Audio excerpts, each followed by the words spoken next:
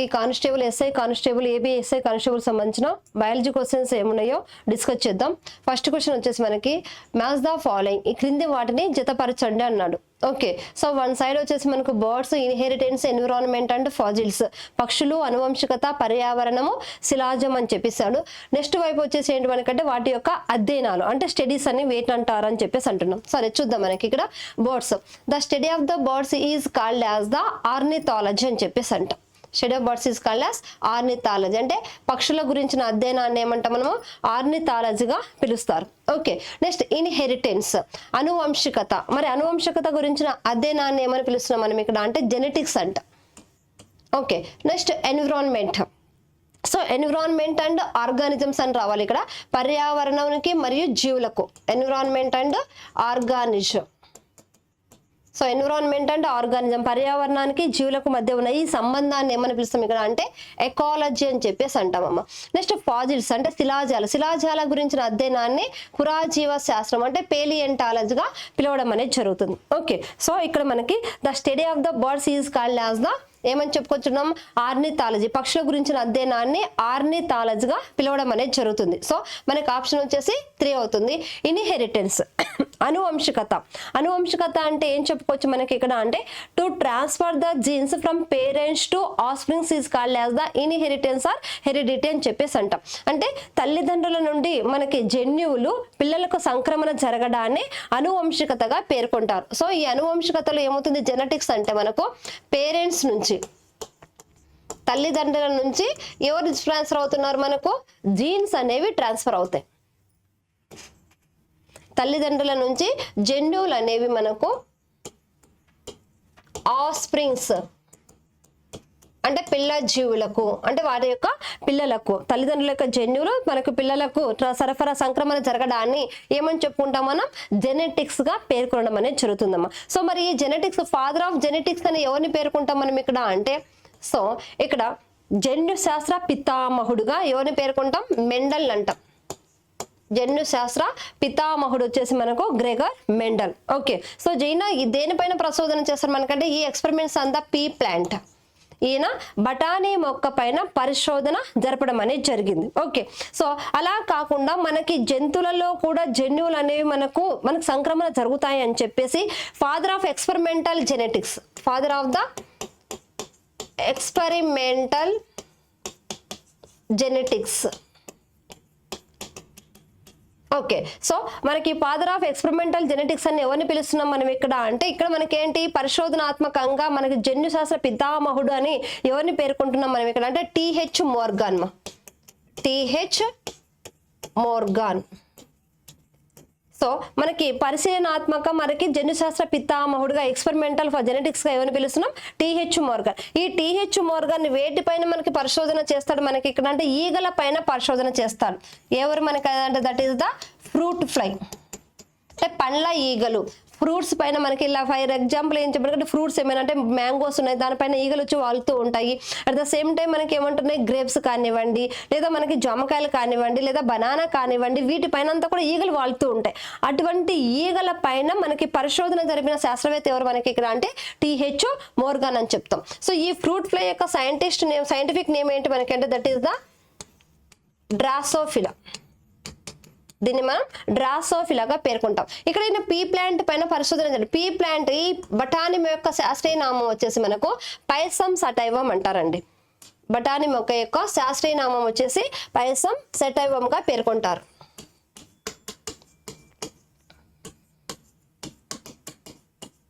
పైసమ్ సటైవం. ఇలా మనకి ఈ ఫాదర్ ఆఫ్ జెనెటిక్స్ ఎవరంటే మెండల్ అని చెప్పేసి ఎక్స్పెరిమెంటల్ జెనెటిక్స్ తో టిహెచ్ మోర్గాన్ పేర్కొనడం అనేది జరుగుతుంది. పాలియంటాలజీ అంటే ఏంటి మనకి ఇక్కడ సో పురాజీవ శాస్త్రం అంటే శిలాజాలు. మరి శిలాజాలను వేటిని పేర్కొంటున్నాం మనం ఇక్కడ అంటే గతించిన జీవులకు సంబంధించిన గుర్తులను శిలాజాలుగా పేర్కొంటాం. అంటే so identification marks of the dead plants and animals called as the fossils అని చెప్పేసి అంటాం. అంటే చనిపోయిన జీవులకు సంబంధించిన బోన్స్ కానివ్వండి, లేదా హెయిర్ కానివ్వండి, లేకపోతే మనకి నెయిల్స్ కానివ్వండి, ఇలా మనకి లేదా ఫుడ్ ప్రింట్స్ అంటే ముద్రలు కానివ్వండి, వీటిని అంతా ఏం చేస్తారు మనకి ఇక్కడ అంటే శిలాజాలుగా పేర్కొంటారు. ఈ శిలాజాలను ఆధారంగా చేసుకొని ఆ జీవుల యొక్క మనకి ఎన్ని రోజులు అవి లీవ్ లో ఉన్నాయి, మనకంటే బతికి ఉన్నాయి అని చెప్పేసి, వాటి యొక్క జీవితకాలం ఎన్ని రోజులు ఉండింది, సో అవి అంటే వాటి యొక్క క్యారెక్టర్స్ ఎలా ఉన్నాయి అని చెప్పేసి మనకు అధ్యయనం చేయడం అనేది జరుగుతుంది. దాన్ని మనం శిలాజాలుగా పేర్కొంటాం. ఈ శిలాజాల గురించిన అధ్యయనాన్ని పేలియంటాలజీగా పేర్కొనడం అనేది జరుగుతుందమ్మా. నెక్స్ట్ ఎకాలజీ అని చెప్తున్నాం. ఎకాలజీ అనేది ఏంటి మనకు? The study of relationship between the organisms and environment is called as the ecology. So మనకి ఇక్కడ ఎకాలజీ అంటే ఆవరణ శాస్త్రం అంటాం. ఇదేంటి మనకు? ఆవరణ శాస్త్రం అని చెప్పేసి. మరి ఆవరణ శాస్త్రం అంటే ఏంటి మనకి ఇక్కడ అంటే జీవులకు అవి నివసించే పర్యావరణానికి మధ్య ఉన్న సంబంధాన్ని ఆవరణ శాస్త్రంగా పేర్కొనడం అనేది జరుగుతుందమ్మా. సో మరి ఇక్కడ ఫాదర్ ఆఫ్ ఎకాలజీ అని చెప్పేసి ఎవరిని పిలుస్తున్నాం మనం ఇక్కడ అంటే R Mishra. Father of ecology in India వచ్చేసి ఆర్ మిశ్రానికి పేర్కొంటారు. అంటే భారతదేశ మనకి జీవావరణ శాస్త్రవేత్త ఎవరు మనకి ఇక్కడ అంటే ఆర్ మిశ్రాగా పేర్కొంటారు. అదే మనకు ఓడమ్ వచ్చేసి ఎవరు వస్తున్నారు మనకి ఇక్కడ అంటే father of the modern ecology. ఆధునిక జీవావరణ శాస్త్ర పితామహుడు ఎవరు మనకి ఇక్కడ అంటే ఓడమ్. సో ఈయన వచ్చేసి మనకు father of the modern ecology అని చెప్పేసి అంటాం. మోడర్న్ ఎకాలజీ అని. సో ఆర్ మిశ్రా వచ్చేసి ఎవరవుతున్నారు మనకి ఇక్కడ అంటే father of Indian ecology. Indian ఎకాలజీకి సంబంధించింది ఎవరు మనకి అంటే భారతదేశ జీవావరణ శాస్త్ర పితామహుడు ఆర్ మిశ్రాగా పేర్కొనడం అనేది జరుగుతుంది. ఓకే, నెక్స్ట్ ఆర్నిథాలజీ అంటాం. ఆర్నిథాలజీ అంటే ఏంటి? పక్షుల గురించిన అధ్యయనాన్ని ఆర్నిథాలజీ అంటాం. మరి ఈ ఆర్నిథాలజీ ఫాదర్ ఆఫ్ ఆర్నిథాలజిస్ట్ ఎవరు మనకి ఇక్కడ అంటే doctor Salim Ali. Father of ornithologist ఎవరు పేర్కొంటాం? డాక్టర్ సలీం అలీ అండి. ఓకే, సో మనకి ఫాదర్ ఆఫ్ ద ఆర్నిథాలజిస్ట్ మనకి అంటే పక్షి యొక్క పితామహుడిగా ఎవరిని పేర్కొంటాం మనం ఇక్కడ అంటే డాక్టర్ సలీం అలీని పేర్కొంటాం. ఇతన్ని మనం చూస్తున్న బర్డ్స్ మ్యాన్ ఆఫ్ ఇండియా కూడా పిలుస్తాం. భారతదేశ పక్షి మనిషి అని ఎవరిని పేర్కొంటాం మనం ఇక్కడ అంటే డాక్టర్ సలీం అలీని మనం భారతదేశ పక్షి పితామహుడిగా పేర్కొనడం అనేది జరుగుతుంది.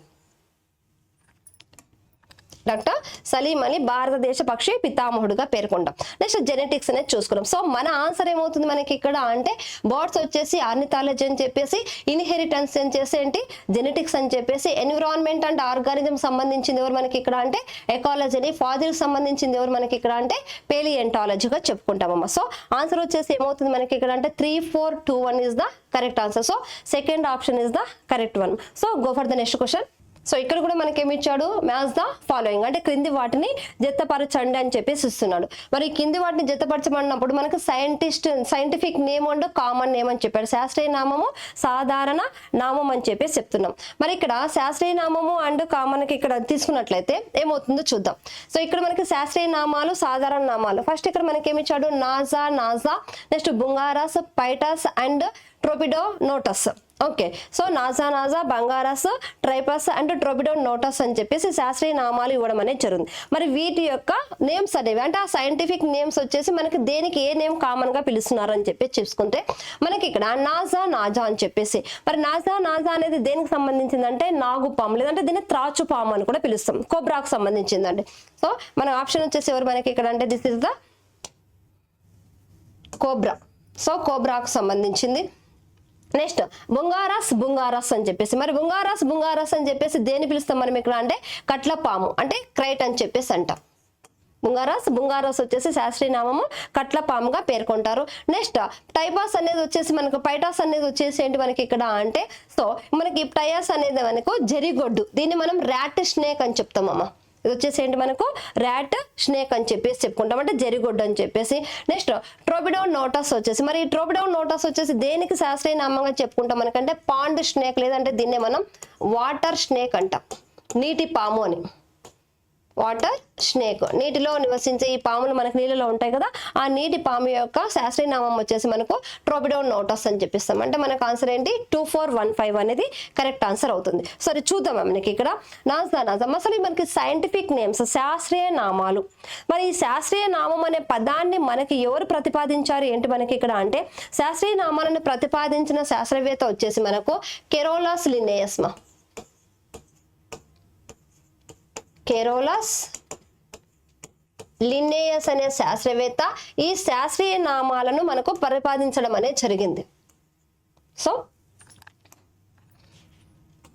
కెరోలస్ లిన్నేయస్ శాస్త్రీయ నామాలను మనకు ప్రతిపాదించిన శాస్త్రవేత్త ఎవరు మనకి ఇక్కడ అంటే కెరోలస్ లిన్నేయస్ అనే శాస్త్రవేత్త.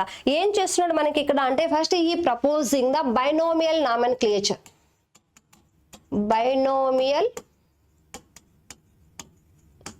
నామెన్క్లేచర్ ఏంటి మరి బైనోమియల్ నామెన్క్లేచర్ అంటే ద్వినామీకరణ సిద్ధాంతము. దీన్ని ఏమని పిలుస్తున్నాం మనం? ద్వినామీకరణ సిద్ధాంతంగా పేర్కొంటాం. ద్వినామీకరణ సిద్ధాంతం అని చెప్పేసి. ఏంటి ద్వినామీకరణ సిద్ధాంతం అంటే మనకు ప్రతి జీవికి కూడా రెండు పేర్లు అనేవి ఉంటాయి అని చెప్పేసి అంటాం. సో ప్రతి జీవి అంటే భూమి పైన మన ప్రతి జీవికి కూడా 2 నేమ్స్ అనేవి ఉంటాయి. ఆ 2 నేమ్స్ లో ఏంటవి మనకి ఇక్కడ రెండు నేమ్స్ అనేవి. మరి ఈ 2 పేర్లలో ఏంటవి మనకి ఇక్కడ అంటే the first name is the genus అని చెప్పేసి అంటే మొదటి పేరు ప్రజాతిని, రెండవ పేరు ఏం చేస్తుంది? స్పీసిస్ జాతిని సూచిస్తుంది. మొదటి పేరు ప్రజాతిని, రెండవ పేరు వచ్చేసి జాతిని సూచించడం అనేది జరుగుతుంది. అన్ని జాతులు కలిసి మనకు ప్రజాతుల కింద చెప్పుకోవడం అనేది జరుగుతుంది. సో ఇలా మనకి ప్రతి శాస్త్రీయ నామంలో 2 పేర్లు ఉంటాయి. ఆ 2 పేర్లు ఉన్న దాన్ని మనం బైనోమియల్ నామెన్క్లేచర్ ద్వినామీకరణ సిద్ధాంతం అంటాం. అంటే ప్రతి జీవికి 2 పేర్లు ఉంటాయని మొదటి పేరు ప్రజాతి పేరును, రెండవ పేరు జాతి పేరును సూచించడం అనేది జరుగుతుంది. సో ఇలా మనకు genus and species. For example గా మనం తీసుకున్నట్లయితే ఇక్కడ కొన్ని శాస్త్రీయ నామాలు ఇచ్చారు. మరి హ్యూమన్ బీయింగ్ సైంటిఫిక్ నేమ్ ఏంటి మనకి ఇక్కడ అంటే హ్యూమన్స్ వచ్చేసి హోమో సేపియన్స్ అంటారమ్మా. హోమో సేపియన్స్ అనేది మానవుడి యొక్క శాస్త్రీయ నామం. ఇక్కడ హోమో అనేది ఏంటి మనకి ఇక్కడ అంటే ఇక్కడ స్పేస్ లేదని కింద రాస్తున్నాయి. ఇక్కడ హోమో సేపియన్స్. హోమో అనేది ప్రజాతి పేరు, సేపియన్స్ అనేది జాతి పేరు. ఇది వచ్చేసి మనకు జీనస్ అవుతుంది. ఇది వచ్చేసి ఎవరు అవుతారు మనకి ఇక్కడ అంటే స్పీసీస్ అవుతుంది. అలాగే మనకి మామిడి మ్యాంగీఫెరా ఇండికా, మామిడి యొక్క శాస్త్రీయ నామము మ్యాంగీఫెరా ఇండికా అని చెప్పేసి అనుకుంటాం. అదే మనకు నేషనల్ బర్డ్ పీకాక్ అని చెప్తాం. అంటే మనకి ఇక్కడ ఏంటి? సో జాతీయ పక్షి వచ్చేసి మనకి ఎవరంటే నెమలి అని చెప్పుకున్నాం. నెమలి యొక్క శాస్త్రీయ నామం ఏంటి మనకి ఇక్కడ అంటే ప్యావో క్రిస్టేస్టస్ అని చెప్పేసి. నెక్స్ట్ నేషనల్ ట్రీ వచ్చేసి మనకి ఏం చెప్పుకుంటాం? బానియన్ ట్రీ అంటే మర్రి చెట్టు. ఇది మనకు పైకస్ బెంగాలెన్సిస్ అని చెప్పేసి. సో ఇలా మనకి శాస్త్రీయ నామాలు అనేవి ప్రతిపాదించారు. సో ఈ శాస్త్రీయ నామాలను ఇచ్చిన శాస్త్రవేత్త ఎవరు మనకు? కెరోలస్ లిన్నేయస్ అనే శాస్త్రవేత్త. సో ఇతన్ని ఏమని పిలుస్తాం? ఫాదర్ ఆఫ్ ద టాక్సానమీ అంటాం. వర్గీకరణ శాస్త్ర పితామహుడు. ఫాదర్ ఆఫ్ టాక్సానమీ ఎవరు మనకి ఇక్కడ అంటే కెరోలస్ లిన్నేయస్. వర్గీకరణ శాస్త్ర పితామహుడుగా మనకి కెరోలస్ లిన్నేయస్ పేర్కొంటాం. అంటే సైంటిఫిక్ నేమ్లు కూడా ఇచ్చింది కూడా ఈయననే. సో ఇలా మనకి ఈ నాజా అనేది ఏమవుతుంది మనకి ఇక్కడ అంటే నాగుపాముకు సంబంధించింది. సో ఇక్కడ మీరు చూస్తే బుంగారస్ అని చెప్పేసి అంటాం. పైటస్ నెక్స్ట్ ట్రోపిడోనోటస్ అని చెప్పేసి. సో ఇక్కడ ఏం చెప్పుకున్నాము? శాస్త్రీయ నామంలో మొదటి పేరేమో ప్రజాతిని, రెండవ పేరేమో జాతిని సూచిస్తుందని చెప్పేసి అంటున్నాం. మరి ఇక్కడ ఏం చేస్తున్నాం? నాజా ఇదేమో ఏమవుతుంది? This is the genus. ఇది వచ్చేసి మనకు స్పీసీస్. ప్రజాతి జాతి 2 పేర్లు సేమ్ గానే ఉన్నాయి. ఇక్కడ ఏం చేసుకున్నాం? హోమో సెఫియన్స్ అంటే ఫర్ ఎగ్జాంపుల్ హోమో అనేది ప్రజాతి పేరు, సెఫియన్స్ అనేది ఏం చెప్పుకున్నాం? జాతి పేరు.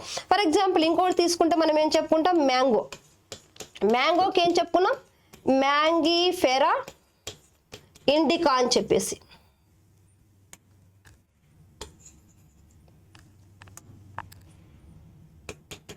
మ్యాంగీఫెరా ఇండికా అని చెప్పేసి అంటాం. సో ఇక్కడ మనకు ఈ మ్యాంగీఫెరా అనేదేమో ప్రజాతి పేరు, ఇండికా అనేదేమో జాతి పేరును సూచిస్తుంది. సో ఇది వచ్చేసి మనకు జీనస్, ఇది వచ్చేసి ఏంటి? స్పీసీస్. ఇప్పుడు 2 పేర్లు కూడా మనకి ఏమవుతున్నాయి? డిఫరెంట్ గా ఉంటున్నాయి. కానీ ఇక్కడ మీరు అబ్జర్వ్ చేస్తే ఇక్కడ నాజా అని చెప్పేసి, నెక్స్ట్ బుంగారస్ అని చెప్పేసి అంటాం. మరి ఏంటి ఇక్కడ 2 పేర్లు సేమ్ గా ఉన్నాయి కదా. అలా 2 పేర్లు సేమ్ గా ఉంటే దాన్ని ఏమంటాం మనం ఇక్కడ అంటే that is called as the tautonymy అంటారండి. టాటోనమీ అని చెప్పేసి. So in the scientific name the genus and species both are the same, they are called as the tautonymy అని చెప్పేసి. సో ఇక్కడ మనకు ఈ శాస్త్రీయ నామంలో వచ్చేసి మనకేమవుతుంది? జాతి పేరు, ప్రజాతి పేరు 2 కూడా సేమ్ గా ఉంటే దాన్ని ఏమని పిలుస్తున్నాం మనం? టాటోనమీ అని చెప్పేసి అంటాం. నమి అని చెప్పేసి. సో ఇలా మనకి శాస్త్రీయ నామంలో ప్రజాతి పేరు జాతి పేరు రెండు ఒకటే అయితే దానిని టాటోనమీగా పేర్కొంటారు. ఇది గుర్తుపెట్టుకోండి. రెండు పేర్లు సేమ్ గా ఉన్నాయి. ఇక్కడ సేమ్ అలా బుంగారాస్ అనేది వస్తుంది, పైటాస్ అని, ట్రోపిడోన్ నోటాస్ అని చెప్పేసి. సో ఇలా రెండు పేర్లు సేమ్ గా ఉంటే దాన్ని టాటోనమీగా పేర్కొనడం అనేది జరుగుతుంది. సో ఇక్కడ మన ఆప్షన్ వచ్చేసి ఏమవుతుంది మనకి ఇక్కడ అంటే 2415 అనేది కరెక్ట్ ఆన్సర్. కాబట్టి చూద్దాం మనకి ఇక్కడ మన ఆప్షన్ ఏమవుతుంది 2415 కదా. సేమ్ ఇక్కడ కూడా అంతే. ఏ వచ్చేసి 2, బి వచ్చేసి 4, C1 వచ్చేసి 1, డి వచ్చేసి మనకి ఏమవుతుంది 5 అవుతుంది. సో ఆన్సర్ ఇక్కడ కూడా మనకి 2 ఈజ్ ద కరెక్ట్ ఆన్సర్ అవుతుందమ్మా. Okay, so go for the next question. So next question ఏమి ఇస్తున్నాం మనకి ఇక్కడ అసర్షన్ అండ్ రీజన్ అంటే ప్రతిపాదన దానికి సరైన కారణం ఏంటో గుర్తించాలని చెప్పేసి. సరే, సో ఇక్కడ మనకు assertion mitosis cell division takes place in the body cells while meiosis cell division takes place in the sex cells అంటున్నాం. అంటే సమ విభజన అనేది శరీర కణాలలోను అదే విధంగా క్షయకరణ విభజన అనేది లైంగిక కణాలలో జరుగుతుందని చెప్పేసి అంటున్నాడు. నెక్స్ట్ రీజన్ ఏమి ఇస్తున్నాడు chromosome number reduced to half in the mitotic cells division and same number of chromosomes in the retained in meiosis cell division అంటున్నాడు. సమయ విభజన క్రోమోజోముల సంఖ్య సగానికి తగ్గించబడును మరియు క్షయకరణ విభజనలో క్రోమోజోముల సంఖ్య స్థిరంగా ఉంటుంది అంటున్నాడు. సో మరి ఇక్కడ ఇచ్చిన ప్రతిపాదనకు ఇచ్చిన కారణం సరైనదా కాదా అని చెప్పి చూసుకున్నట్లయితే ఇక్కడ మనకు mitosis cell division takes place in the body cells ఇది కరెక్ట్ ఏమో. సమయ విభజన అన్ని శరీర కణాలలో జరుగుతుంది. అయితే క్షయకరణ విభజన మాత్రం ప్రత్యుత్పత్తి కణాలలో జరుగుతుంది. ఎస్, ఇది మనకు కరెక్టే అవుతుంది. సమయ విభజన అనేది శరీర కణాలలో జరుగుతుంది, క్షయకరణ విభజన అనేది ప్రత్యుత్పత్తి కణాలలో జరుగుతుంది. మనకి అంటే ఈ ప్రతిపాదన అసర్షన్ అనేది కరెక్ట్ అవుతుంది. మైటాసిస్ అనేది ఎవరో జరుగుతుంది మనకి ఇక్కడ అంటే it is occur in the body cells ఇది కరెక్ట్ మనకు. మియాసిస్ మరి క్షయకరణ విభజన ఎక్కడ జరుగుతుంది మనకి ఇక్కడ సెక్స్ సెల్స్ లో జరుగుతుంది ఇది మనకు కరెక్టే. మరి రీజన్ కరెక్టేనా chromosomes number reduced to half in the mitosis cell division అన్నారు. సో సమయ విభజన క్రోమోజోమ్ల సంఖ్య సగానికి తగ్గించబడుతుంది అనేది రాంగ్ ఆన్సర్ అవుతుంది. సో మనకి ఇక్కడ మైటాసిస్ సెల్ డివిజన్ లో క్రోమోజోమ్ల సంఖ్య కాదు. So chromosome number reduced half in the meiosis condition. A condition లో అవుతుంది మనకి ఇది మియాసిస్ కండిషన్ లో అవుతుంది. అంటే క్షయకరణ విభజనలో జరుగుతుంది. సమయ విభజనలో క్రోమోజోముల సంఖ్య సగానికి తగ్గించబడదు. సో ఇక్కడ క్షయకరణ విభజన ఇక్కడ ఎవరు రావాలి మనకి సమయ విభజన ప్లేస్ లో ఎవరు మనకి రావాలి మనకి ఇక్కడ అంటే సో ఇక్కడ సమయ విభజన ప్లేస్ లో క్షయకరణ విభజన రావాలి. క్షయకరణ విభజనలో క్రోమోజోముల సంఖ్య సగానికి తగ్గించబడుతుంది. ఇక్కడ ఎవరు రావాలి మనకి సమ విభజన అనేది రావాలి. ఇక్కడ సమ విభజన అనేది రావాలి. సమ విభజనలో క్రోమోజోముల సంఖ్య అనేది స్థిరంగా ఉంటుంది. సో ఇక్కడ మనకి చూస్తే chromosome number reduced half in the mitotic కాదు meiosis. Next same number of chromosomes retain in the meiosis కాదు. ఇక్కడ ఎవరు రావాలి మనకు మైటాసిస్ రావాలి. ఓకే, సో మనకి ఆన్సర్ ఏమవుతుంది అసర్షన్ అనేది కరెక్ట్ అవుతుంది కానీ రీజన్ అనేది రాంగ్ కండిషన్కి వస్తుంది. ఓకే, సో ఆప్షన్స్ చూద్దాం. మనకి ఇక్కడ చూడండి ఫస్ట్ వన్ ఏమి ఇస్తున్నాడు మనకి both A and R are the correct. So ఇది మనకు కాదు. Both A and R are the correct ఇది కూడా కాదు మనకు. A is the correct but R is the incorrect. Yes, A సరైనది ఆర్ సరి కానిది. ఇది మనకు ఆప్షన్ వచ్చేసి 3 ఇస్ ద కరెక్ట్ ఆన్సర్ అవుతుందమ్మా. సరే చూద్దాం వీటి గురించి ఏంటనేది. సో ఇక్కడ మనకి ఏంటి సమ విభజన క్షయకరణ విభజనకు సంబంధించిన ఇప్పుడు మనకేంటి సెల్ డివిజన్కి సంబంధించి ఇన్ఫర్మేషన్ ఏంటి క్వశ్చన్ ఇచ్చేసింది. సో మన ఆన్సర్ ఏం చెప్పుకున్నాం మనకు సమ విభజనలో క్రోమోజోముల సంఖ్య సగానికి తగ్గించబడును అన్నాడు. ఇది కనుక రాంగ్ అవుతుంది. నెక్స్ట్ వచ్చేసి క్షయకరణ విభజనలో క్రోమోజోముల సంఖ్య స్థిరంగా ఉంటుంది అంటున్నాడు. ఇది కూడా మనకి రాంగ్ అవుతుంది. సో ఎందుకు ఏంటనే మనం ఇప్పుడు డీటెయిల్ గా మనం కొంచెం చూద్దాం ఇక్కడ. సో సెల్ డివిజన్ విషయానికి వచ్చేస్తే మరి ఈ సెల్ డివిజన్ లో వచ్చేసి మనకు మైటాసిస్ అండ్ మియాసిస్ అని చెప్పేసి 2 రకాల డివిజన్ అనేది జరుగుతుందమ్మా. Okay, so mitosis and meiosis అని చెప్పేసి ఇక్కడ cell division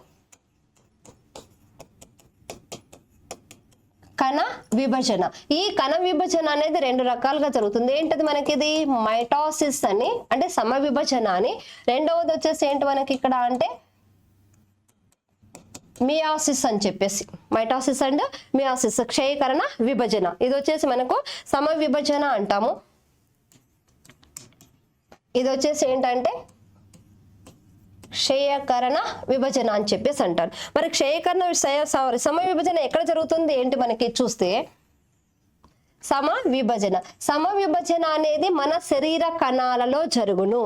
so the mitosis occur in the body parts. So ఈ బాడీ పార్ట్స్ ని మనం సొమాటిక్ సెల్స్ అని కూడా పిలుస్తాం, అంటే శారీరక కణాలు. సో శారీరక కణాలలో జరిగేది ఏంటి మనకి ఇక్కడ అంటే ఈ మైటాసిస్ అనేది జరుగుతుంది. It is occur in the body parts, body parts లో అవుతుందండి. ఈ బాడీ పార్ట్స్ ని మనం ఏమని చెప్పుకుంటున్నాం, సొమాటిక్ సెల్స్ అని కూడా పిలుస్తాం, అంటే శారీరక కణాలలో జరుగుతుంది. కాబట్టి మనం మైటాసిస్ ను శారీరక విభజన అని కూడా పిలుస్తారు. ఓకే, సో సమ విభజనను శారీరక విభజన. Mitosis also called as the somatic division అని చెప్పేసి అంటున్నాం. ఎందుకు సొమాటిక్ డివిజన్ అంటున్నాం అంటే ఇక్కడ it is occur in the somatic cells కదా, బాడీ పార్ట్స్ లో జరుగుతుంది కాబట్టి దీన్ని సొమాటిక్ డివిజన్, శారీరక విభజన అని పిలుస్తాం. నెక్స్ట్ మియాసిస్ ఎక్కడ జరుగుతుంది మనకి, క్షయకర్ణ విభజన అనేది it occur in a reproductive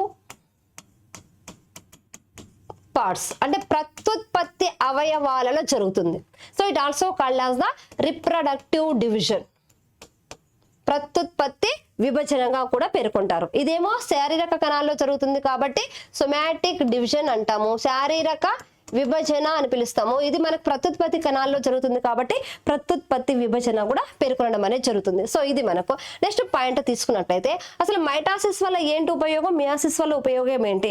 mitosis is involve for formation of the new cells, new organs, new tissues.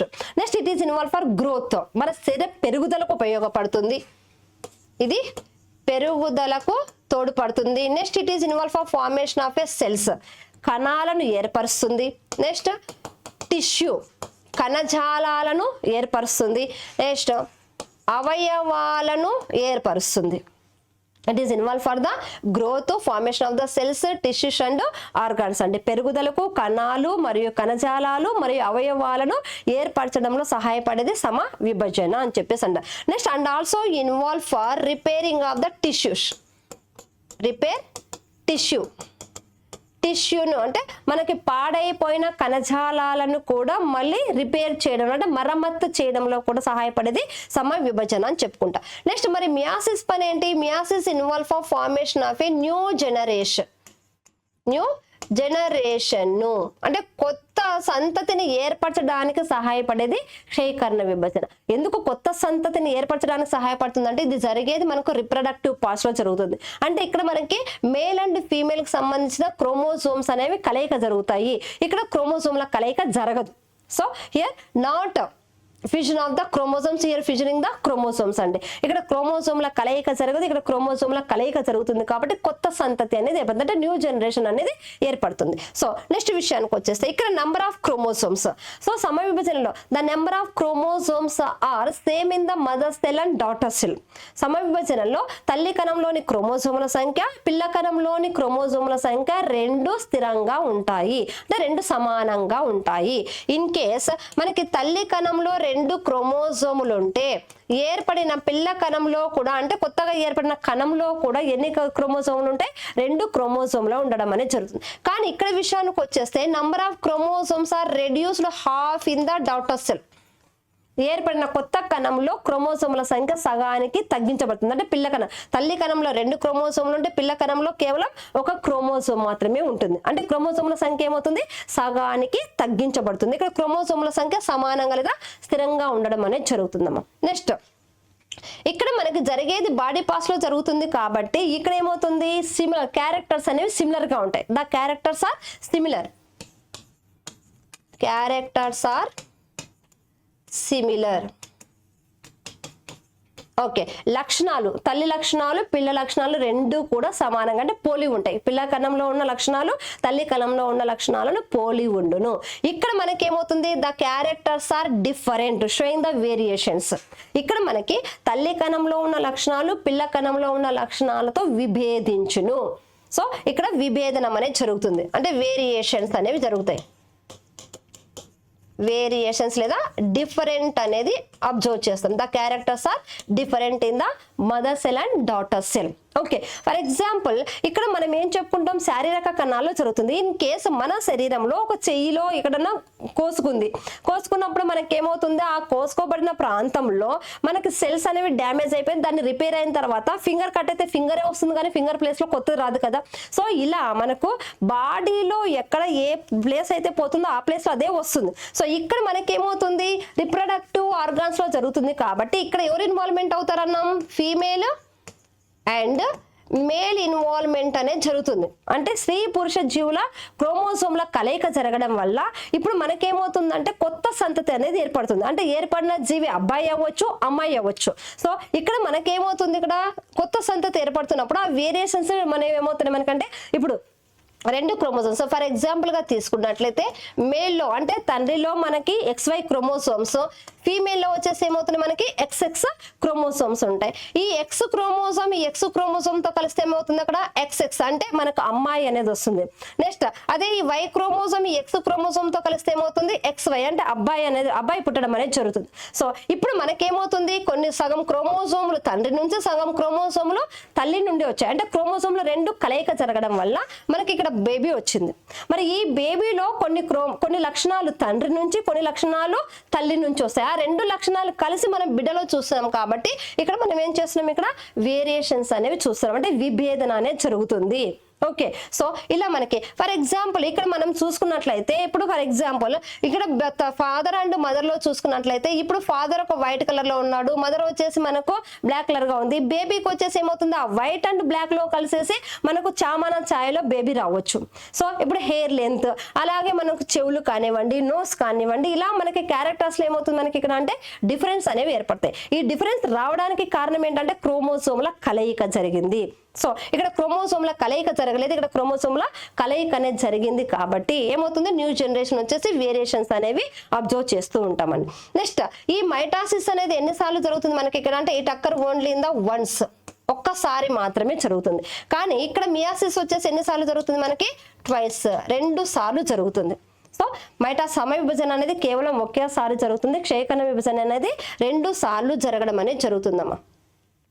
So ఇక్కడ మనం చూస్తే మైటాసిస్ కండిషన్ లో తల్లి కణంలో ఎన్ని క్రోమోసోమ్స్ ఉన్నాయని చెప్పుకున్నాం, 2 క్రోమోసోములు కదా.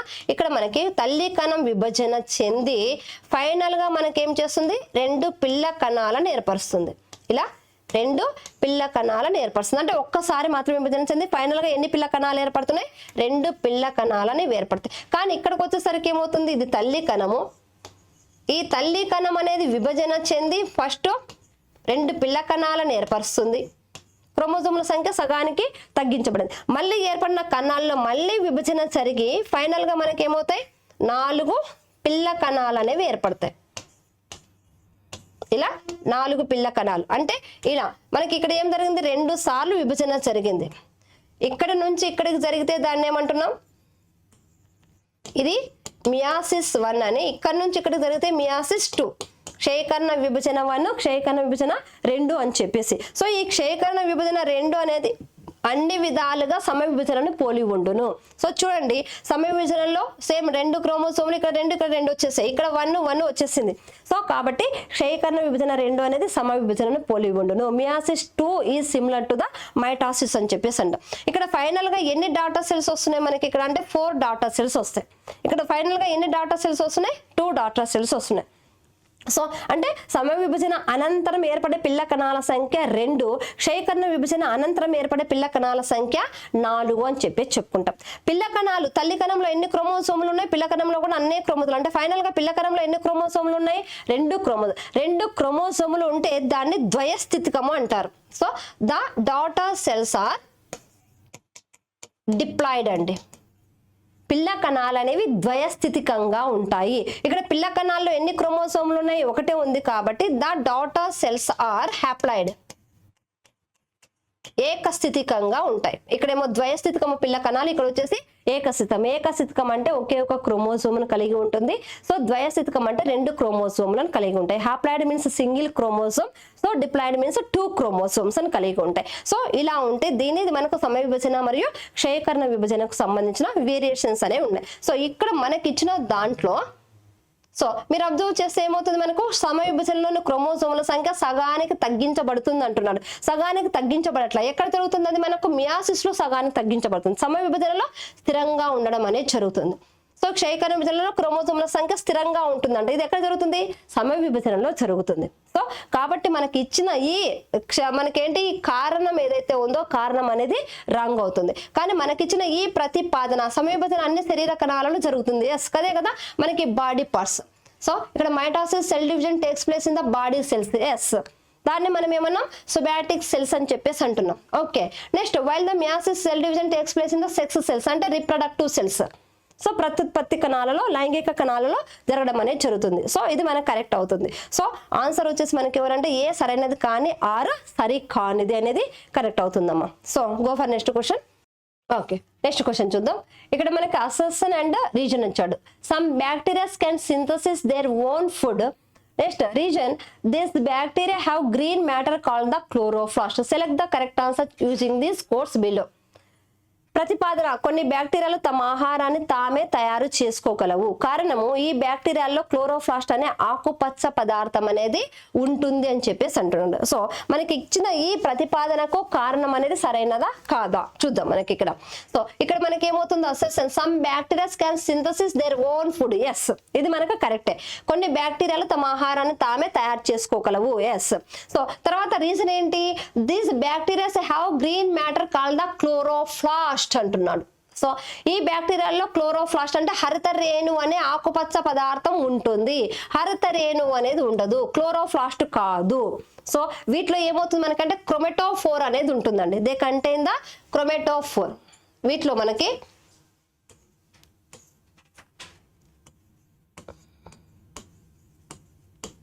క్రోమెటోఫోర్స్ అనేవి ఉంటాయి. వీటిలో ఎవరు ఉంటారు మనకి ఇక్కడ అంటే క్రోమాటోఫోర్ అనేది ఉంటుంది. క్లోరోప్లాస్ట్ కాదు,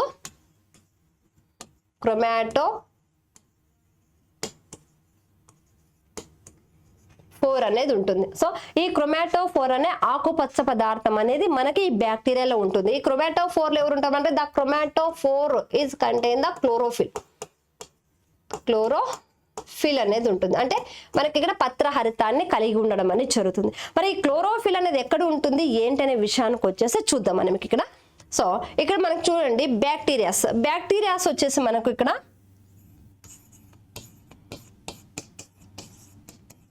సో ఆటోట్రోపిక్ బ్యాక్టీరియాస్ అంటే స్వయం పోషక బ్యాక్టీరియాలు అని చెప్పేసి అంటాం. ఏంటి మనకి ఆటోట్రోపిక్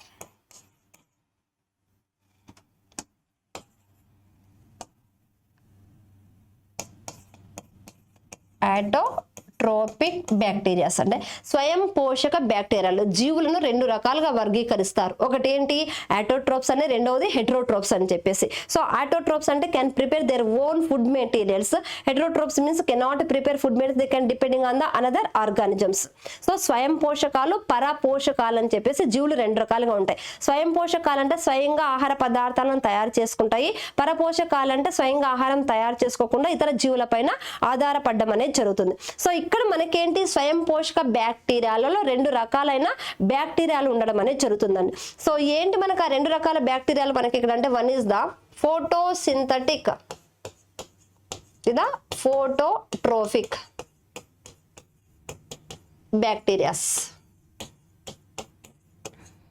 ఫోటోట్రోపిక్ బ్యాక్టీరియా అని చెప్పేసి అంటున్నాం. అంటే ఇవి ఏం చేస్తున్నాయి, కాంతి స్వయం పోషక బ్యాక్టీరియాలు. అంటే కాంతిని ఉపయోగించుకొని ఆహార పదార్థాలను తయారు చేసుకుంటే వాటిని కాంతి స్వయం పోషక బ్యాక్టీరియాలు అని చెప్పేసి అంటారు. So they consume the light energy లేదా sunlight energy for preparation of the food materials. So they get the sunlight, సూర్యకాంతిని ఉపయోగించుకొని ఏం చేస్తున్నాయి మనకి ఇవి ఆహార పదార్థాలను తయారు చేసుకోవడం అనేది జరుగుతుంది. సో ఈ ఆహార పదార్థాలను తయారు చేసుకొని ఏం చేస్తున్నాయి, they can release the oxygen like A plants. They can release the oxygen like the plants. మొక్కల వలె ఇవి కూడా ఏం చేస్తున్నాయి, ఆక్సిజన్ విడుదల చేయడం అనేది జరుగుతుంది. సో మరి ఈ కాంతి స్వయం పోషక బ్యాక్టీరియాలు వచ్చేసి ఎవరో చెప్పుకుంటాం మనం ఇక్కడ అంటే ఎగ్జాంపుల్స్ వచ్చేసి సైనో బ్యాక్టీరియా. ఇక్కడ ఎగ్జాంపుల్ వచ్చేసి సైనో బ్యాక్టీరియా అంటాం. సో సైనోబాక్టీరియా వచ్చేసి ఎవరు మనకంటే that is the blue green algae, నీలి ఆకుపచ్చ శైవలాలు అండి. సైనోబాక్టీరియా మీన్స్ నీలి ఆకుపచ్చ శైవలాలుగా పేర్కొనడం అనేది జరుగుతుంది. ఓకే, ఈ నీలి ఆకుపచ్చ శైవలాలలో ఇందాక మనం చెప్పుకున్నాం కదా, ఏమని చెప్తున్నాడు ఇక్కడ, ఈ బ్యాక్టీరియాలలో క్లోరోప్లాస్ట్ అనే ఆకుపచ్చ పదార్థం ఉంటుంది అంటున్నాడు. క్లోరోప్లాస్ట్ కాదు, ఏముంటుంది అని చెప్పాను, క్రోమాటోఫోర్ అనేది ఉంటుంది. So the cyanobacterias contain or blue green algaes contain the chlorophyll pigment. ఏముంటుంది వీటిలో, క్లోరోఫిల్ అనే పిగ్మెంట్ ఉంటుంది. పత్రహరితం అనే వర్ణ ద్రవ్యం అనేది కలిగి ఉంటుంది. సో ఈ పత్రహరితం ఎక్కడ ఉంటుంది, యాక్చువల్ గా పత్రహరితం అనేది ఎక్కడ ఉండాలి ఏంటి మనకంటే, పత్రహరితం అనేది కణముల లోపల ఉన్న కణ ద్రవ్యంలో ఉంటుంది. Chloroplast is presence in the cytoplasm of the cell in the plants. మొక్కలలో ఉంటుంది, జంతువుల్లో క్లోరోప్లాస్ట్ ఉండదు, ఎందుకంటే ఇవి హెటెరోట్రోప్స్ కాబట్టి. సో ఈ క్లోరోఫిల్ అనేది క్లోరోప్లాస్ట్ లో ఉంటుంది. కానీ ఇక్కడ మనకేం జరుగుతుంది, chlorophyll is presence in a cell membrane. Cell membrane లో ఉంటుందండి. It is presence in the cell membrane or chromatophores. Chromatophores. So cyanobacteria లేదా నీలి ఆకుపచ్చ శైవలాల్లో పత్రహరితం అనేది ఉండి, ఈ పత్రహరితం ఎక్కడ ఉంటుంది మనకి ఇక్కడ అంటే కణత్వచము. త్వచము లేదా క్రోమాటోఫోర్ లో పత్రహరితం అనేది కలిగి ఉండి ఆహార పదార్థాలను తయారు చేసుకుంటుంది. యాక్చువల్ గా క్లోరోప్లాస్ట్ ఎక్కడ ఉందని, chloroplast is presence in the so cytoplasm కణ ద్రవ్యంలో ఉంటుంది. సో కణముల లోపల నార్మల్ మొక్కల్లో చూసుకున్నట్లయితే, ఇది మొక్క అనుకుంటే, ఈ మొక్కల్లో మనకి ఏమవుతుంది, మనకి మొక్క కణం అనుకుంటే దీంట్లో న్యూక్లియస్ కేంద్రకం ఉండి, ఈ కేంద్రకం చుట్టూతో ఎవరు ఉంటారు మనకి ఇక్కడ అంటే సైటోప్లాజం ఉంటుంది. దీని చుట్టూ మనకు సైటోప్లాజం అనేది ఉంటుంది. దీని లోపల ఎవరు ఉంటారు మనకి ఇక్కడ అంటే క్లోరోప్లాస్ట్ ఉంటుంది. ఇక్కడ మనకి క్లోరోప్లాస్ట్ అనేది ఇలా ఉంటుందండి. ఈ క్లోరోప్లాస్ట్ లో క్లోరోఫిల్ అనే వర్ణ ద్రవ్యం ఉండి ఆహార పదార్థాలు తయారు చేసుకుంటాయి. కానీ ఇవన్నీ కూడా మనకేంటి, సో ఇక్కడ bacterias are the prokaryotic organisms. ఇవి నిజ కేంద్రక జీవులు కాదు. సో ఇవి మనకు కేంద్రక పూర్వ జీవులు. They are the prokaryotic organisms. నిజ కేంద్రక జీవులు కాదు, ఇవి కేంద్రక పూర్వ జీవులుగా పేర్కొంటాం. కేంద్రక పూర్వ జీవులు అంటే ఏంటి మనకి ఇక్కడ అంటే, the bacterias are prokaryotics. They are the prokaryotic organisms అంటే కేంద్రక పూర్వ జీవులు. సో ఈ కేంద్రక పూర్వ జీవులలో అంటే ఏంటి మనకి, కేంద్రక త్వచం లేని జీవులను కేంద్రక పూర్వ జీవులు అంటాం. So nuclear membrane is absence in the prokaryotic cells. Next they are the unicellular organisms. They are the unicellular organisms.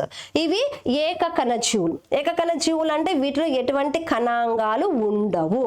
So ఇక్కడ మనకు ప్రోకారియోటిక్ అండ్ యూనిసెల్యులర్ అంటే వీటిలో ఏముంటాయి మనకు, they do not have any cell organelles. Membrane bounded గా ఉన్న membrane bounded organelles are absence.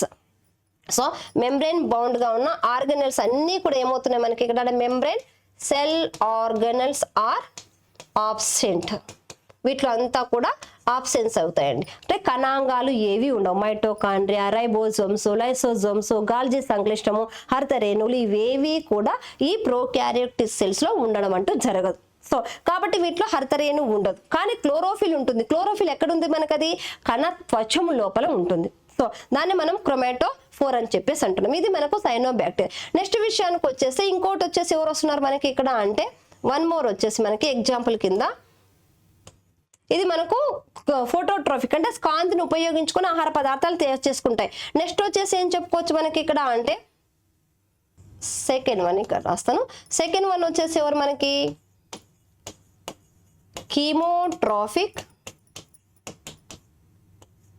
Bacterias అంటే రసాయన స్వయం పోషక బ్యాక్టీరియాలు. అంటే రసాయన శక్తిని ఉపయోగించుకొని అంటే కెమికల్ ఎనర్జీని కన్జ్యూమ్ చేసుకుంటాయి. They get the chemical energy. They consume chemical energy. రసాయన శక్తిని వినియోగించుకుంటాయి. రసాయన శక్తిని వినియోగించుకొని ఏం చేస్తున్నాయి, they can prepare food materials. ఏంటి ఆ రసాయన శక్తి మనకి ఇక్కడ అంటే, they consume hydrogen sulphide. So యాక్చువల్గా మనకేం రావాలి, ఫోటోసింథసిస్ ప్రాసెస్లో మనకి ఇక్కడ అంటే, ఫోటోసింథసిస్ ప్రాసెస్లో ఇక్కడ మనకు 6CO2 12 H2O 6 CO2 12 H2O C6H12O6 plus 6O2 6 H2O ఇలా మనకి రావాలి. అంటే ఇక్కడ కార్బన్ డైఆక్సైడ్ వినియోగించుకుంటుంది, వాటర్ని వినియోగించుకొని గ్లూకోజ్ తయారు చేసుకుని ఆక్సిజన్ విడుదల చేస్తుంది.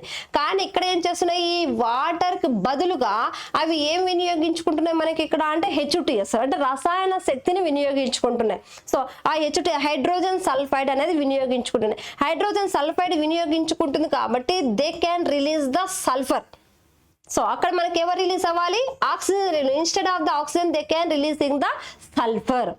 సో మనకి వాటర్ వినియోగించుకోకుండా హైడ్రోజన్ సల్ఫైడ్ వినియోగించుకున్నాయి కాబట్టి ఆ ఫోటోసింథసిస్ అంటే కిరణజన్య సంయోగక్రియ జరగకుండా అంటే ఆహార పదార్థాలు తయారు చేసుకునే ప్రాసెస్ లో ఇవి ఏం విడుదల చేస్తున్నాయి మనకి ఇక్కడ అంటే సల్ఫర్ ని విడుదల చేయడం అనేది జరుగుతుందండి. ఎవరది మనకి కీమోట్రోఫిక్ బ్యాక్టీరియాస్ అంటే రసాయన స్వయం పోషక బ్యాక్టీరియాలుగా పేర్కొంటాం.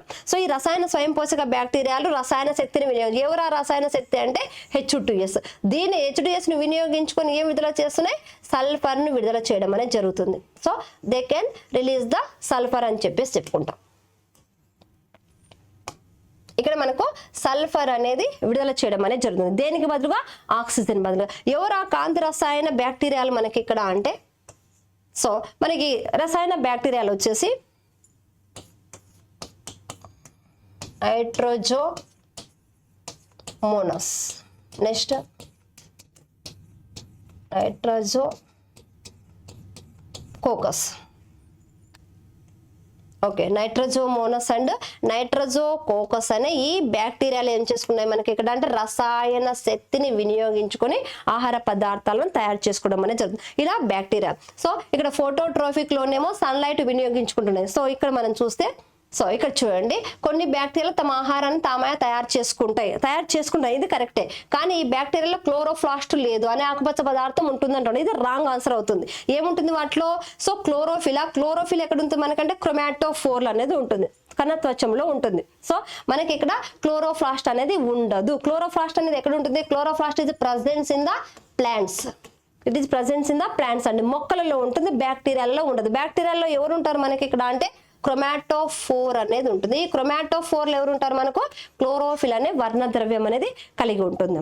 ఓకే, సో మన ఆన్సర్ వచ్చేసి ఏమవుతుంది మనకి ఇక్కడ, సో ఇక్కడ some bacterias can synthesis their own food, ఇది మనకి కరెక్ట్ ఆన్సర్ అవుతుంది. These bacterias of green matter called the chloroplast, ఇది మనకు రాంగ్ ఆన్సర్ అవుతుంది. సో ఇక్కడ మనకు ఏ మరియు ఆర్ రెండు సరైనవి కావు. సో మనకి ఏమవుతుంది, A is the correct one but R is the incorrect one. So ఇక్కడ కూడా మన ఆన్సర్ ఏంటి, 3 ఇస్ ద కరెక్ట్ ఆన్సర్ అండి. ఏ ఇస్ ద సరైనది, so A is the correct one but R is the incorrect. A సరైనది కానీ R సరికానిది. So మన ఎక్స్ప్లెనేషన్ ఏంటో మనం చూసుకున్నాం. So go for next question. So చూడండి మా next question, which one of the following statement is not correct, క్రింది వాటిలో ఏది సరైనది కాదు. Okay, all echinodermatas are viviparous. Okay, అన్ని ఎకైనోడర్మేటాలు శిశోత్పాదకాలు అంటున్నాడు. సో మనం ఫస్ట్ ఆప్షన్ చూస్తే మనకి ఇక్కడ all echinodermatas are viviparous, this is the incorrect one. అన్ని ఎకైనోడర్మేటాలు శిశోత్పాదకాలు కాదు, ఇవి అండోత్పాదకాలు. శిశోత్పాదకాలు కాదమ్మా, ఇవేంటి మనకి ఇక్కడ అంటే అండోత్పాదకాలుగా మెలుకుంటాం. All echinodermatas are not viviparous, they are the oviparous. మరి ఏంటి ఓవిపారస్ అంటే ఏంటి, వివిపారస్ అంటే ఏంటి, అండోత్పాదకాలు అంటే ఏంటి, శిశోత్పాదకాలు అంటే ఏంటి మనకి ఇక్కడ అంటే, which one can lay the eggs, they are called as the oviparous. Which one can give direct birth to the young ones, they are called as the viviparous. ఏవైతే గుడ్లను పెడతాయో వాటిని అండోత్పాదకాలని, సో ఏ జీవులైతే నేరుగా వీళ్ళ జీవులకు జన్మనిస్తాయో ఆ జీవులను శిశోత్పాదకాలుగా పేర్కొనడం అనేది జరుగుతుంది. సో మనకి ఇక్కడ ఎండోత్పాదకాలు శిశోత్పాదకాల విషయానికి వచ్చేస్తే, సో చూడండి ఇక్కడ ఓవిపారస్. సో అంటే మనకేంటి అండోత్పాదకాలు అని, so they can lay the eggs. ఇవి గుడ్లని పెట్టే జీవులు. గుడ్లను పెట్టే జీవులను అంతా కూడా ఏమని పిలుస్తాం, అండోత్పాదకాలుగా పేర్కొంటారు. అండోత్పాదకాలు ఎవరు ఉన్నారు మనకి ఇక్కడ అంటే, ఓవిపారస్ వచ్చేసి మనకు ఫిష్ చెప్పుకుంటాం, నెక్స్ట్ తర్వాత ఫ్రాగ్స్ అని చెప్పుకుంటాం, నెక్స్ట్ రెప్టైల్స్, తర్వాత వచ్చేసి బర్డ్స్. ఇవన్నీ కూడా ఏంటి మనకి అండోత్పాదకాలు, చేపలు, కప్పలు, సరీసృపాలు, పక్షులు. సో ఇక్కడ సరీసృపాలు అంటే భూమిపైన పాకే జీవులను సరీసృపాలు అంటారు. మనకేంటి పాములు కానివ్వండి, తర్వాత క్రొకడైల్ కానివ్వండి, లేదా టార్టాయిస్, స్నేక్స్, ఇవన్నీ కూడా ఏంటి మనకి ఇక్కడ అంటే లిజర్డ్, బల్లి, పాములు, మొసలి, తర్వాత మనకి తాబేలు, ఇవన్నీ కూడా సరీసృపాలకి ఎగ్జాంపుల్ గా చెప్పుకుంటామమ్మ.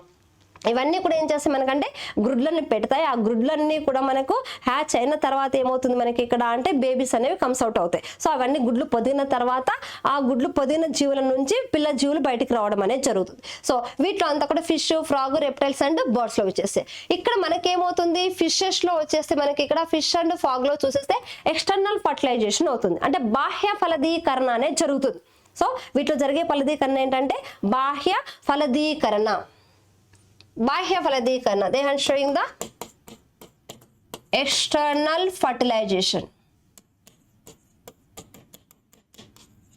External fertilization అని చెప్పుకుంటాం. సో అంటే బాహ్య ఫలదీకరణ అనేది జరుగుతుంది. ఏంటి బాహ్య ఫలదీకరణ అంటే మనకి ఇక్కడ అంటే fusion of the male and female gametes inside the mother body, that is called as the internal fertilisation.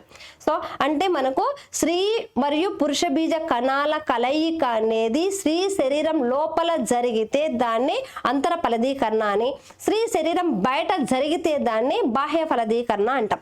So for example గా చెప్పుకుంటే ఎక్స్టర్నల్ ఫర్టిలైజేషన్ లో ఏమవుతుంది మనకి ఇక్కడ ఇప్పుడు ఇన్ కేస్ ఫిష్ ఉంది, ఫిష్ లో నుంచి ఏమవుతుంది మనకి ఇక్కడ అంటే మేల్ ఫిష్ వచ్చేసి మనకు స్పమ్స్ ని రిలీజ్ చేస్తుంది, అంటే శుక్ర కణాలను విడుదల చేస్తుంది.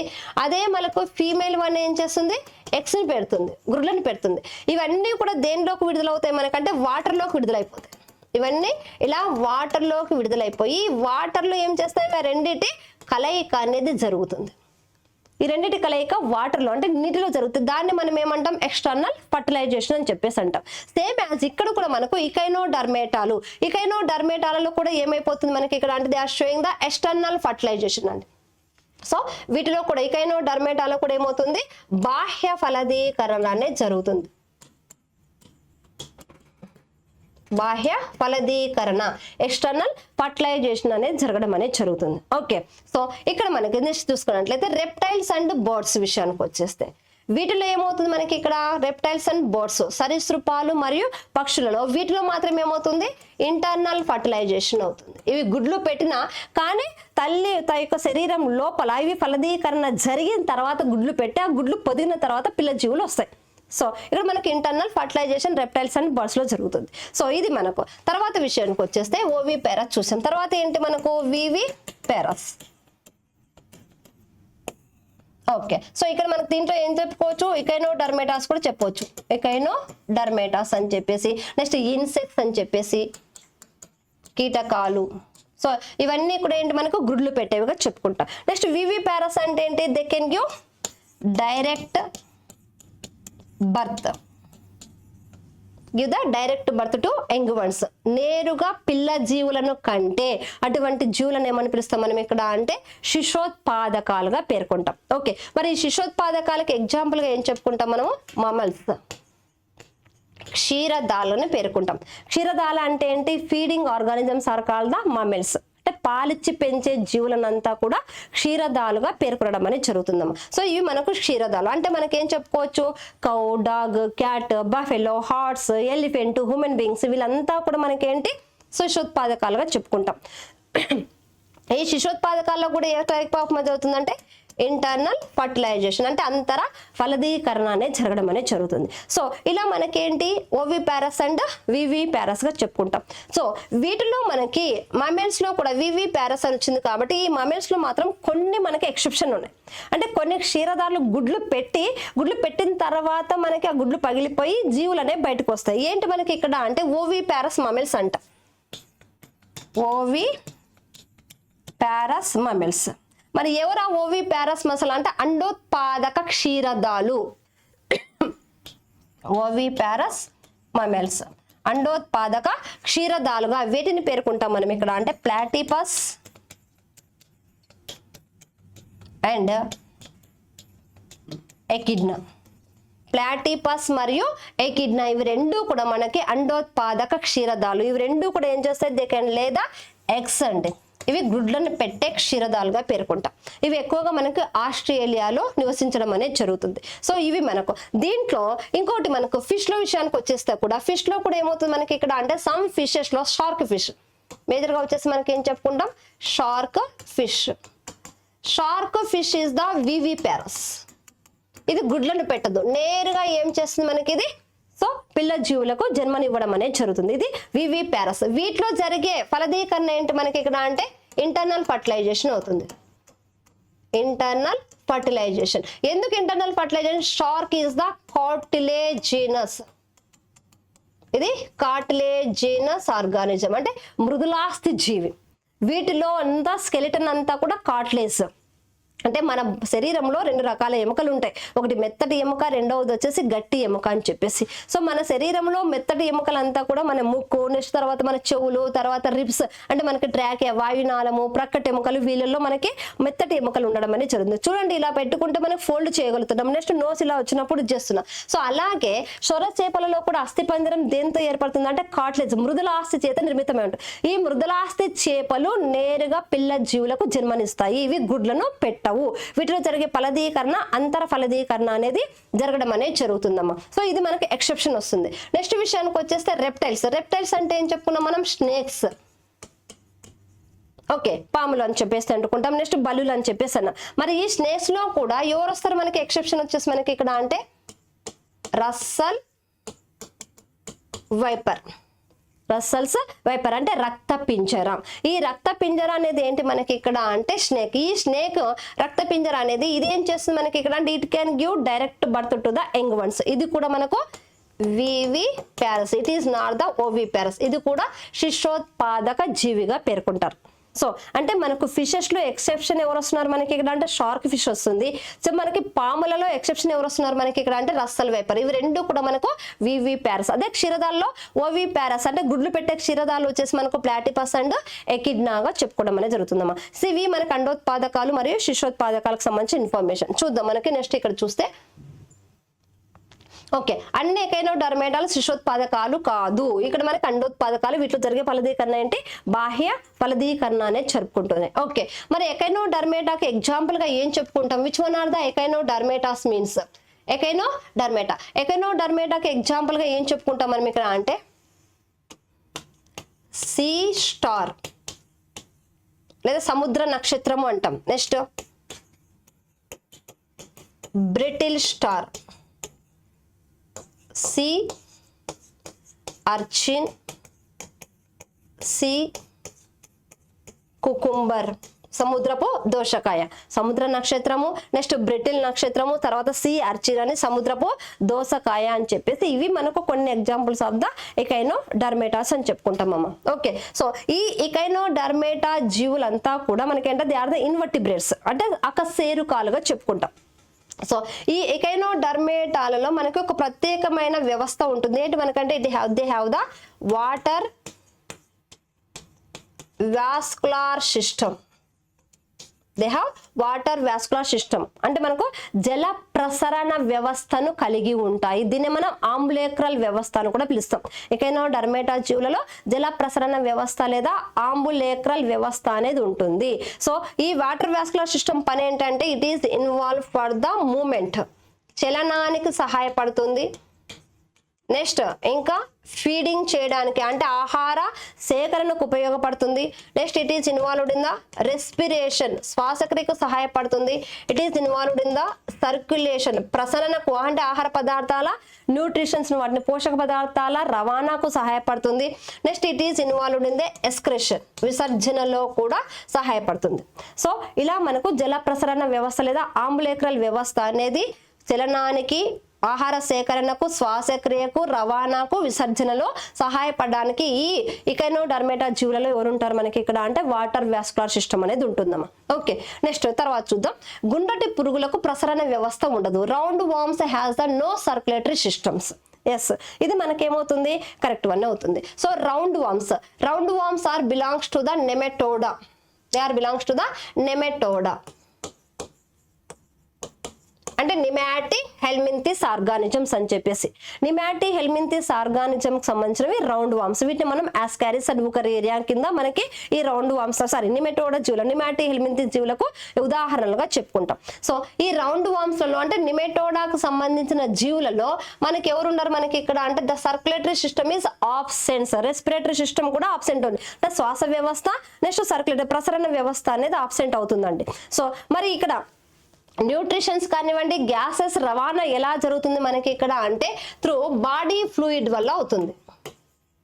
త్రూ బాడీ ఫ్లూయిడ్ శరీర ద్రవము ద్వారా ఆహార పదార్థాల రవాణా మరియు వాయువుల రవాణా అనేది జరుగుతుంది. ఓకే, సో ఈ బాడీ ఫ్లూయిడ్ గా ఉన్న దీన్ని మనం సూడోసిలోమాటిక్ అని పిలుస్తాం. దాన్ని మనం మిథ్యా శరీర కుహరం అని పిలుస్తాం. దీన్ని ఏమని పిలుస్తాం ఇక్కడ సూడో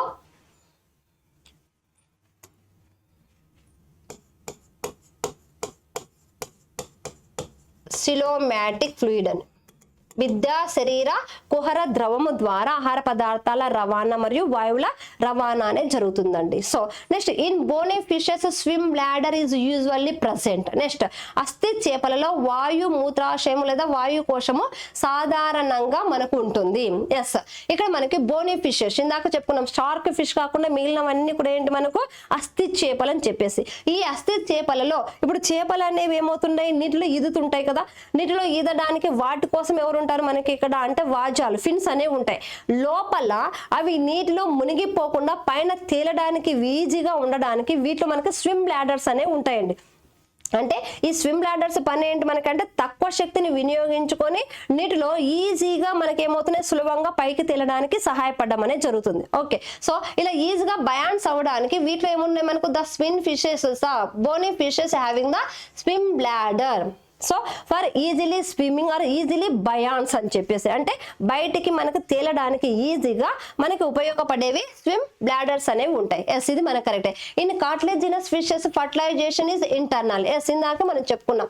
సో ఎవరు ఆ కార్టిలేజినస్ ఫిష్ వచ్చేసి మనకి ఇక్కడ అంటే shark fish. Shark fish is the cartilaginous అంటే మృదులాస్థి చేప అని చెప్పేసి. ఈ మృదులాస్థి చేపలలో మనకు ఫర్టిలైజేషన్ ఎలా జరుగుతుందన్నా ఇంటర్నల్ ఫర్టిలైజేషన్ అంతర ఫలదీకరణ అనేది జరుగుతుంది.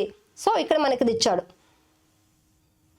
సో చూడండి ఇక్కడ మనకి మృదాస్థి చేపల ఫలదీకరణ అంతర్గతంగా జరుగుతుంది. ఎస్, ఇది మనకు కరెక్ట్ వన్ అవుతుంది. సో ఇక్కడ మనకి సరైనది కాదు అన్నాడు కదా. Which one is not the incorrect one అని చెప్పేసి. So which one is not the correct. సరే, ఇప్పుడు మనం చూస్తే ఇక్కడ which one is not correct అని చెప్పేసి అంటున్నాడు. మరి which one is not correct అన్నప్పుడు ఏది మనకి కరెక్ట్ ఆన్సర్ కాదు అనేది అవుతుంది మనకి ఇక్కడ అంటే. సో ఇక్కడ చూడండి ఆల్ ఇకెనోడర్మేటాస్ ఆర్ వివి ప్యారస్ అన్నారు. ఏంటి అవన్నీ మనకి ఓవి ప్యారస్. అన్ని ఇకెనోడర్మేటాస్ శిశోత్పాదకాలు కాదు, అవి అండోత్పాదకాలు. ఇది మనకి రాంగ్ ఆన్సర్ అవుతుందండి. So option 1 is the correct. అంటే మనకి సరికానిది ఎవరు మనకి ఇక్కడ అంటే option 1 is the correct one అవుతుంది. Okay, which of the following statement is not correct about the viviparous and oviparous animals? శిశోత్పాదక మరియు అండోత్పాదక జంతువుల గురించి క్రింది వాటిలో ఏది సరైనది కాదు. animals that lay fertilized or an unfertilized eggs are oviparous. ఫలదీకరణ లేదా ఫలదీకరణ చెందని గుడ్డు పెట్టే జంతువులను అండోత్పాదకాలు అంటారు. ఓకే, సో ఇందాకనే మనం బిఫోర్ క్వశ్చన్ దీని గురించి డిస్కస్ చేసాం. చూద్దాం. Fertilization can be either internal or external in viviparous animals. శిశోత్పాదక జంతువులలో ఫలదీకరణము అంతర్గతంగా లేదా బాహ్యంగా ఉంటుంది. Humans, dogs, cats, horse etcetera are examples of the viviparous animals. మానవుడు, కుక్కలు, పిల్లులు, గుర్రాలు మొదలైనవి శిశోత్పాదక జంతువులకు ఉదాహరణగా అంటున్నాం. In oviparous animals the embryo receives the nutritions from the egg yolk. అండోత్పాదక జంతువులలో పిండం గుడ్డు పచ్చ సొన నుండి పోషకాలను పొందుతుంది.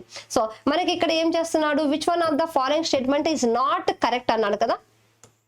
ఇక్కడ మనకు which one is not correct. శిశోత్పాదక మరియు అండోత్పాదక జంతువుల గురించి క్రింది వాటిలో ఏది సరైనది కాదు అని చెప్పేసి అంటున్నాడు.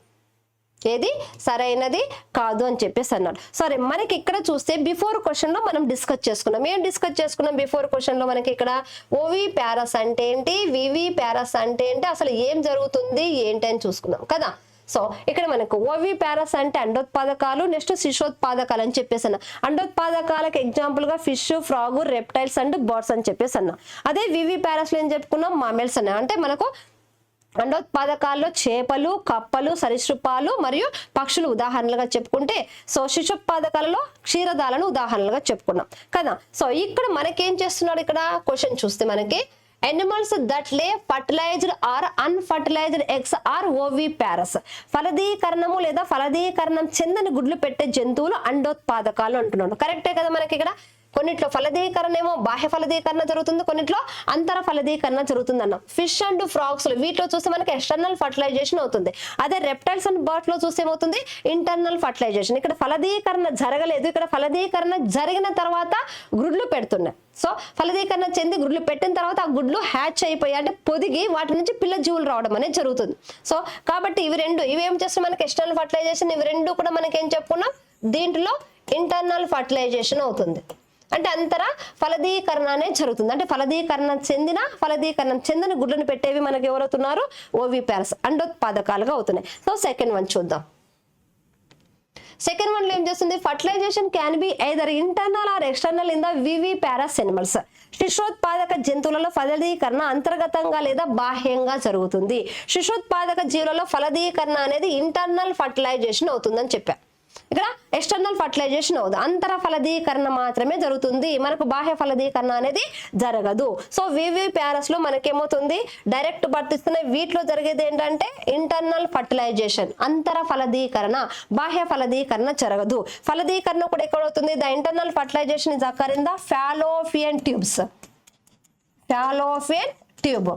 సో స్త్రీజీవి యొక్క ఫాలోపియన్ నాళాలలో అంతర ఫలదీకరణ అనేది జరుగుతుంది. అంటే శుక్రకణాల అండాల కలయిక అనేది మనకు ఫాలోపియన్ నాళాలలో జరుగుతుంది. సో ఈ ఫాలోపియన్ నాళం అనేది స్త్రీజీవులలో ఉంటుంది. సో కాబట్టి ఇది అంతర ఫలదీకరణ, బాహ్య ఫలదీకరణ కాదు. సో చూడండి మనకి ఇక్కడ సెకండ్ ఆప్షన్ కరెక్ట్ కాదండి. మనకు fertilization can be either internal or external. Fertilization occur, so మనకి ఓన్లీ ఇక్కడ ఏమవుతుంది, ఇంటర్నల్ ఫర్టిలైజేషన్. సో ఇక్కడ మనకు జరిగేది ఇంటర్నల్ ఫర్టిలైజేషన్ ఉంది, ఎక్స్టర్నల్ ఫర్టిలైజేషన్ అనేది జరగదు, బాహ్య ఫలదీకరణ కాదు. సో మనకి ఓన్లీ ఇంటర్నల్ ఫర్టిలైజేషన్ అవుతుందండి. సో శిశుత్పాదక జంతువులలో ఫలదీకరణ అంతర్గతంగా ఉంటుంది, బాహ్యంగా ఉండదు. ఓకే. సో ఇది మనకు నెక్స్ట్ విషయానికి వచ్చేస్తా, అంటే మన ఆప్షన్ ఎవరు అవుతున్నారు, మనకి ఇక్కడ 2 ఇస్ ద కరెక్ట్ ఆన్సర్ అవుతుంది. రిమైనింగ్ చూద్దాం. Humans, dogs, cats, horse etcetera are examples of viviparous animals. కరెక్టే కదా, ఇందాకే చెప్పుకున్నాం మనకు. సో మానవుడు కానివ్వండి, కుక్కలు, పిల్లులు, గుర్రాలు, ఆవులు, గేదెలు, నెక్స్ట్ వన్ వచ్చేసి మనకి గోటు, మేకలు, గొర్రెలు, ఇవన్నీ కూడా ఏమవుతున్నాయి మనకి ఇక్కడ అంటే శిశుత్పాదకాలుగా చెప్పుకుంటారు. సో మనకి ఇది కరెక్ట్ వన్ అవుతుంది. నెక్స్ట్ విషయానికి వచ్చేస్తే, in oviparous animals the embryo receive the nutritions from the egg yolk. అండోత్పాదక జంతువులలో పిండము గుడ్డు పచ్చసొన నుండి పోషకాలను పొందుతుంది. ఎస్. సో ఇక్కడ మనకి ఏమవుతుంది, ఓవిపారస్ ఎనిమల్స్ కాబట్టి ఓవిపారస్ ఎనిమల్స్ లో గుడ్డు ఉంటుంది కదా, ఆ గుడ్డు లోపల ఉన్న ఎంబ్రియోలో ఉన్న, సో ఇలా మనకి ఎగ్ ఉంటే ఈ ఎగ్ లోపల ఏమవుతుంది మనకి ఇక్కడ అంటే ఎగ్ యొక్ అనేది ఉంటుంది, పచ్చసొన అంటాం, గుడ్డు పచ్చసొన. ఈ గుడ్డు పచ్చసొన నుండి ఏం చేస్తుంది, మనకి ఆ పిండం అనేది ఆహార పదార్థాలను పొందడం అనేది జరుగుతుంది. సో అక్కడ ఫ్యూజన్ అయిన తర్వాత అంటే మనకు male gamete and female gamete. So ఇలా male and female gamete. Male gamete అంటే పురుష బీజ కణము, స్త్రీ బీజ కణము. ఈ పురుష బీజ కణము, స్త్రీ బీజ కణము కలయిక వల్ల ఎవరు ఏర్పడతారు మనకి ఇక్కడ అంటే జైగోట్ వస్తుంది, సంయుక్త బీజం అవుతుంది. ఈ సంయుక్త బీజం నుండి ఎవరు వస్తారు మనకు, ఎంబ్రియో, పిండం అనేది రావడం అనేది జరుగుతుందండి. ఈ పిండము ఆహార పదార్థాలను అంటే పోషకాలను అంటే అండోత్పాదకాలను దేన్ని తీసుకుంటుంది మనకి ఇక్కడ అంటే it get the nutritions from the egg yoke. So egg yolk నుంచి మనకి ఇక్కడ ఏం చేసుకుంటుంది, మనకు ఆహార పదార్థాలను తీసుకోవడం అనేది జరుగుతుందమ్మా. ఓకే. సో మనకి పచ్చసొన నుంచి తీసుకుంటుంది. అదే మనకు శిశోత్పాదకాలలో అయితే ఏమవుతుంది మనకి ఇక్కడ అంటే వివిపారస్ లో అయితే వివిపారస్ లో ఎంబ్రియో గెర్దాం, ఎంబ్రియో ఆర్ ఫీటస్. ఎంబ్రియో నుంచి ఎవరు వస్తారు మనకి ఇక్కడ అంటే ఫీటస్ వస్తుంది.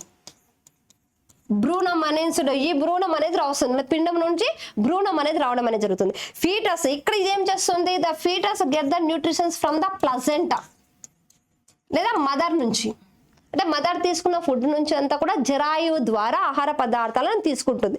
అది ఎవరిలో జరుగుతుంది మనకి ఇక్కడ అంటే ఇది వచ్చేసి వివిపారస్ లో అవుతుంది. వివి పారస్ ఆర్గానిజమ్స్ అంటే శిశోత్పాదకాలు పోషక పదార్థాలను మదర్ లేదా మనకి ఏమవుతుందంటే తల్లి నుండి లేకపోతే తల్లిలో ఉన్న ఈ జరాయు ద్వారా తీసుకుంటాయి. So in the viviparous organisms get the food materials from the placenta అని చెప్పేసి అంటే ఎంబ్రియో ఆర్ ఫీటస్ లో మనకి ప్లజెంటా నుంచి ఆహార పదార్థాలను తీసుకోవడం. అదే మనకు అండోత్పాదకాలలో ఏం తీసుకుంటే ఎగ్ యోక్ నుంచి ఆహారం తీసుకుంటే ఓవి పారస్ ఆర్గానిజమ్స్ అంటే అండోత్పాదకాలు అనేవి గుడ్డు పచ్చసొన నుండి ఆహార పదార్థాలను తీసుకోవడం అనేది జరుగుతుందమ్మా. సో మన ఆన్సర్ వచ్చేసి మనకి ఇదంతా కరెక్ట్. ఇక్కడ సరే కానిది అన్నాడు కాబట్టి second option is the correct one అవుతుంది. ఆంఫీబియాస్ ఆర్ ఉభయచరాలు అంటే ఏంటి అని చెప్పేసి అన్నాడు. వెరీ ఫాస్ట్లీ మూవింగ్ బోట్స్ చాలా వేగంగా కదిలే పడవలు. అసలు ఆంఫీబియాస్ అంటే ఏంటి? Amphibians means the organisms lived in land so as well as in the water. So ఇక్కడ మనకి ద amphibians means the organisms in water as well as on the land they are called as the amphibians. అంటే ఉభయచరాలు అంటే ఏంటి? నీటిలో నివసిస్తూ అదే విధంగా భూమిపై నివసించే జీవులను ఉభయచరాలుగా పేర్కొనడం అనేది జరుగుతుంది. అంటే నీటిలోను మనకు అదే విధంగా ఏం చెప్పుకోవచ్చు, మనకి ఇక్కడ భూమిపైన నివసించే జీవులను ఉభయచరాలుగా చెప్పుకుంటాం. ఈ ఉభయచర జీవులలో ఇక్కడ మనకి పడవలు అంటున్నారు. అసలు పడవలు అనేవి ఏంటి మనకి ఇక్కడ అంటే సో ఇక్కడ ఆంఫీబియన్స్ కిందకి ఉభయచరాల కిందకి రావండి. ఆంఫీబియస్ బోట్స్ అనేవి ఉన్నాయి మనకు. అంటే చాలా వేగంగా మనకి సో ప్రయాణించడానికి ఉపయోగపడే పడవలు వచ్చేసి మనకు ఆంఫీబియస్ పడవలు అంటే ఆంఫీబియస్ బోట్స్ అంటారు. ఓకే, ఉభయచర పడవలు అని చెప్పేసి అంటాం, కానీ ఇక్కడ ఉభయచరాలు అనేవి పడవలు కాదు. ఓకే, సో నెక్స్ట్ వచ్చేసి మనకి ఇక్కడ ఈ ఆంఫీబియా అనేది ఉంది కదా. సో ఈ ఆంఫీబియా అనే వర్డ్ ఎక్కడి నుంచి వచ్చింది ఏంటి మనకి ఇక్కడ అంటే the word amphibia is derived from a Greek word. ఇది గ్రీకు భాషా పదము నుంచి వచ్చిందమ్మా. ఈ గ్రీకు భాషా పదంలో ఏంటి మనకి ఇక్కడ అంటే ఆంఫీ అంటే ఏంటి మనకి ఇక్కడ అంటే డై లైఫ్ అని చెప్పేసి అంటాం. అంటే మనకి ఆంఫీబియా అంటే మనకి ఇక్కడ బోత్ అని చెప్పేసి, నెక్స్ట్ మనకి ఇక్కడ బియా అంటే ఏంటి మనకి ఇక్కడ అంటే లేదా బయోస్ అంటే ఏంటి మనకి ఇక్కడ అంటే లైఫ్ అని చెప్పేసి అంటాం. ఆంఫీ అంటేనేమో బోత్ అని చెప్పేసి, బయోస్ అంటేనేమో ఏంటి మనకి ఇక్కడ లైఫ్ అని చెప్పేసి. అంటే మనకి బోత్ అంటే మనకి డై లైఫ్ అనేది లివ్ చేసి అంటే రెండు రకాలుగా నివసించే జీవులు, రెండు విధాలుగా అంటే నీటిలోనూ అదే విధంగా భూమిపైన నివసించే జీవులను మనం ఉభయచరాలుగా మనకి పేర్కొంటారని చెప్పేసి ఈ గ్రీక్ వర్డ్ అయిన ఆంఫీ మరియు బయోస్ అనే వర్డ్ నుంచి ఆ గ్రీక్ పదాల నుంచి ఆంఫీబియా అనే పదం అనేది పుట్టుకురావడం అనేది జరుగుతుంది. So the word amphibia is derived from the Greek word amphibia and so మనకి ఆంఫీ అండ్ బయోస్ అని చెప్పేసి చెప్పుకుంటాం. ఆంఫీ అంటేనేమో బోత్ అంటే రెండు అని చెప్పేసి, నెక్స్ట్ మనకు బయోస్ అంటే జీవము అని చెప్పేసి అంటే రెండు విధాలుగా జీవనం కొనసాగించే జీవులనే ఉభయచరాలుగా పేర్కొంటారని చెప్పేసి అన్నారు. సో ఏంటంటే మనకి వెరీ ఫాస్ట్లీ మూవింగ్ బోట్స్ అని చెప్తున్నాం, కాదు పడవలు అనేవి కాదు. ఆంఫీబియస్ బోట్స్ ఉన్నాయి కానీ మనకు ఉభయచరాలు అనేవి పడవలు కాదు. So next animals living in water only నీటిలో మాత్రమే నివసించే జీవులు. నీటిలో మాత్రమే నివసించే జీవులు ఎవరు మనకి ఇక్కడ అంటే దే ఆర్ ద ఫిషెస్ అండి.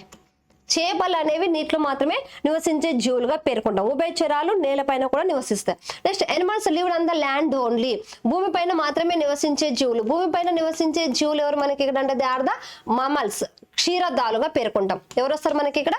క్షీరదాలు.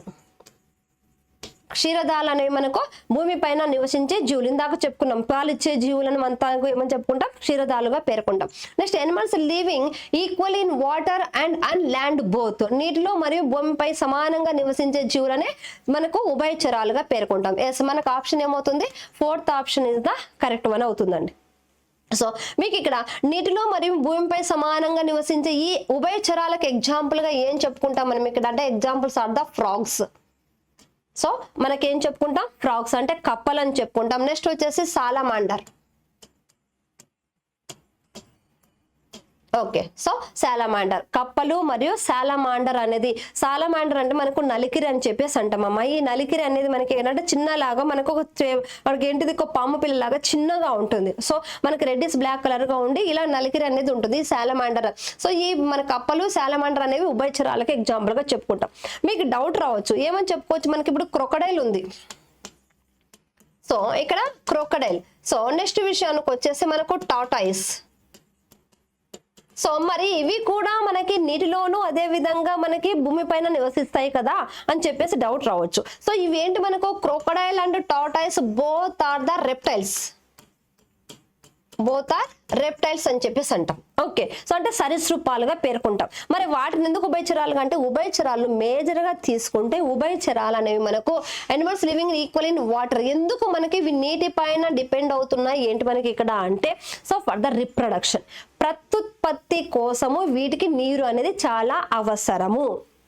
So without water they can't show the any reproduction, ప్రత్యుత్పత్తి అనేది జరగదు, అంటే ఫర్టిలైజేషన్ అనేది జరగదు. సో ఇందాక మనం చెప్పుకున్నాం ఇక్కడ ఫ్రాగ్స్ లో కానివ్వండి, ఇందాక మనం చెప్పుకున్నాం కదా ఫిషెస్ లో ఫ్రాగ్ ఇప్పుడు ఉన్నాయి. ఫ్రాగ్ లో మేల్ అండ్ ఫీమేల్ తీసుకున్నట్లయితే మేల్ వన్ నుంచి ఏమవుతుంది మనకి స్పమ్స్ అనేవి వస్తాయి. అదే ఫీమేల్ వన్ నుంచి ఏమొస్తున్నాయి మనకి ఇక్కడ అంటే ఎగ్స్ అనేవి వస్తాయి, అంటే శుక్ర కణాలు అదే విధంగా గ్రుడ్లు. ఇవి రెండు ఎక్కడ కలయిక జరగాలి, వాటర్ లో జరగాలి. అదే కదా మనం ఎక్స్టర్నల్ ఫర్టిలైజేషన్ అని చెప్పుకున్నాం. సో అంటే బాహ్య ఫలదీకరణ అనేది జరుగుతుంది, వాటర్ లో జరగాలి. ఇప్పుడు ఫర్టిలైజేషన్ జరగాలంటే వాటికి ఎవరు కావాలి, వాటర్ కావాలి. వాటర్ లేదనుకోండి మనకి ఏమవుతుంది ఆ స్పమ్స్ ఎగ్స్ అనేవి ఫర్టిలైజేషన్ జరగదు. ఫర్టిలైజేషన్ జరిగిందంటే నెక్స్ట్ జనరేషన్ అనేది ఫార్మేషన్ అవ్వదు, అంటే తర్వాతి తరం అనేది ఏర్పడదు. అక్కడతో వాటి ఏమవుతుంది ఆ కప్ప యొక్క జాతి అనేది అంతరించిపోవడం అనేది జరుగుతుంది. సో అలా నెక్స్ట్ జనరేషన్ రిప్రొడక్షన్ జరగాలంటే ఖచ్చితంగా వాటికి ఏం కావాలి, నీరు అనేది కావాలి. సో అలా మనకి the amphibians are depending on the water for the reproduction for formation of the new generation. Okay, ఒక కొత్త సంతతిని ఏర్పరచడానికి ఈ ఉభయచరాలకి నీరు అనేది చాలా అవసరము. నీరు లేకుంటే కొత్త సంతతి అనేది ప్రత్యుత్పత్తి జరుపుకొని ఫలదీకరణ జరగకుండా కొత్త సంతతి అనేది ఏర్పడదు. సో ఇలా జరగాలంటే మనకు వాటర్ కావాలి. అందుకే మనకు నీటి పైన అదే విధంగా భూమి పైన. సో ఇప్పుడు మనకి క్రొకడైల్ టార్టాయిస్ అనేవి తీసుకుంటే మొసలి కానివ్వండి తాబేలు కానివ్వండి ఇవి నీరు లేకపోయినా సరే ఏం చేస్తున్నాయి మనకి ప్రత్యుత్పత్తి జరుపుకొని మనకి కొత్త జీవిని ఏర్పరచడానికి అంటే కొత్త సంతతి న్యూ జనరేషన్ ఫామ్ చేస్తాయి. Without water they can produce the new generation అండి. సో ఇవి మనకు రెండు పైన ఉన్న వాటర్ లేకపోయినా సరే నివసించడం అనేది జరుగుతుంది. సో దానికి మనకి అది వేరియేషన్ చెప్పుకున్నాం. సో ఆన్సర్ వచ్చేసి ఏంటి ఇక్కడ 4th one is the correct answer. Go for next question. Which of the following is not true about the cerebellum? అనుమస్తిష్కం గురించి క్రింది వాటిలో ఏది నిజమో కాదు. It has 2 parts which are called the cerebral hemispheres. దీనిలో 2 భాగాలు ఉంటాయి, వీటిని మస్తిష్కార్ధ గోళాలు అంటారు అంటున్నాడు. సో మనకి ఇక్కడే ఫస్ట్ వన్ ఇక్కడ మనకి నాట్ ట్రూ అన్నాడు కదా. సో ఏది నిజము కాదు అన్నాడు. దీంట్లో 2 భాగాలు ఉంటాయి, అక్కడి వరకు మనకు కరెక్టే. కానీ which are called the cerebral hemispheres అంటున్నాడు, మస్తిష్కార్ధ గోళాలు అంటారు అంటున్నాడు. ఇది రాంగ్ అండి. ఏమని పిలుస్తాం వాటిని? అనుమస్తిష్కార్ధ గోళాలు అంటారు. మస్తిష్కార్ధ గోళాలుగా పేర్కొంటాం. So which are called the cerebellar hemispheres అని చెప్తాను. నాటే సెరిబ్రల్ హెమిస్ఫియర్స్. వాటిని ఏమని పిలవాలి మనకు? సెరిబెల్లార్ హెమిస్ఫియర్స్, అను మస్తిష్కార్ధ గోళాలు అంటారు. మరి ఇక్కడ మస్తిష్కార్ధ గోళాలను వేటి అనిపిస్తున్నాం మనం ఇక్కడ అంటే దీన్ని పిలిచేది మనకు సెరిబెల్లార్ హెమిస్ఫియర్స్ వచ్చేసి ఎవరిలో ఉంటాయి మనకి ఇక్కడ అంటే సెరిబ్రంలో ఉంటాయి, మస్తిష్కంలో ఉంటాయి. ఇవి వచ్చేసి ఎవరిలో ఉంటాయి మనకు? మస్తిష్కంలో, అను మస్తిష్కంలో కాదు. సో మనకి ఇక్కడ కానిది ఎవరు మనకి ఇక్కడ అంటే ఫస్ట్ ఆప్షన్ అనేది కరెక్ట్ అవుతుంది. రిమైనింగ్ ఆప్షన్స్ కూడా ఒకసారి చూద్దాం. It is located in the posterior region of the brain. ఇది మెదడు యొక్క పృష్ఠ ప్రాంతంలో ఉంటుంది. Yes. Next it is the part of the hind brain. Yes, ఇది వెనుక మెదడులో ఉండే ఒక భాగము. This is the fairly small part of the brain, about 10-12%. ఇది మెదడులో చాలా చిన్న భాగం. ఇది మెదడులో దాదాపు 12% ఉంటుంది. ఎస్, ఇది మనకు అన్ని కరెక్ట్ అండి. సో ఇది చూద్దాం. మనకి ఇక్కడ సో మన బ్రెయిన్ లో వచ్చేసి ఏమవుతుంది మనకి ఇక్కడ అంటే our brain having the 3 parts మా. సో మన మెదడులో 3 భాగాలు ఉండడం అనేది జరుగుతుంది. ఏంటి మనకి ఇక్కడ బ్రెయిన్ లో 3 భాగాలు మనకి ఇక్కడ అంటే ఫోర్ బ్రెయిన్, ముందు మెదడు అని చెప్పేసి అంటాం. నెక్స్ట్ ఈ ముందు మెదడులో ఏమేమి ఉంటాయి? Fore brain contain the cerebrum, మస్తిష్కం అనేది ఉంటుంది. దాని తర్వాత డయాన్సెఫలాన్, మస్తిష్కము. డయాన్సెఫలాన్ అంటే ద్వార గోర్ధము అంటాం. ఇది వచ్చేసి ఎవరు మనకి? ద్వార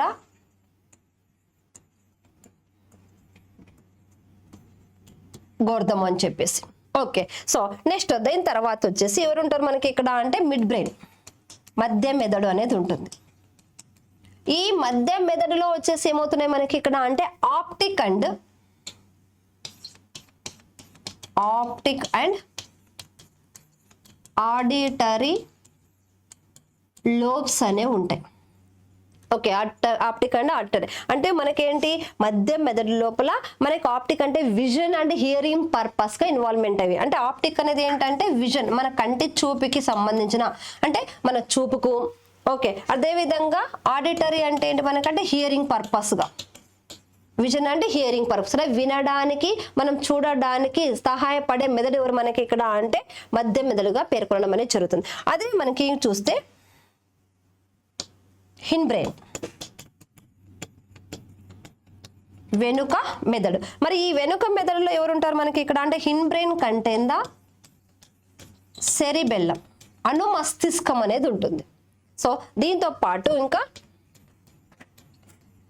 బ్రెయిన్ స్టెమ్, ఓకే, మెదడు కాండము అని చెప్పేసి, అను మస్తిష్కము మెదడు కాండం అని చెప్పేసి అంటారు. ఈ మెదడు కాండంలో ఎవరు ఉంటారు మనకి ఇక్కడ అంటే ఫాన్స్ వెరోల్ అనేది ఉంటుందాం, ఫాన్స్ వెరోలి.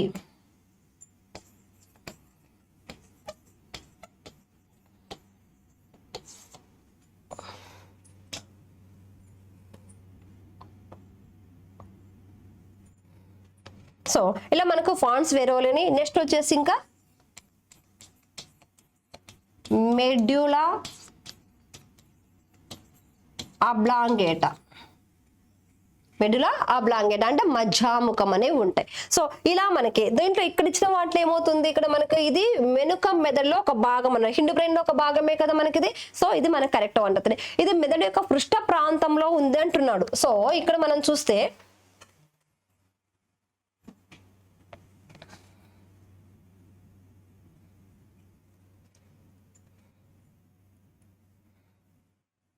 సో ఇక్కడ చూడండి, నార్మల్ గా మనం ఫర్ ఎగ్జాంపుల్ గా బ్రెయిన్ డయాగ్రామ్ నార్మల్ గా చూసుకున్నట్లయితే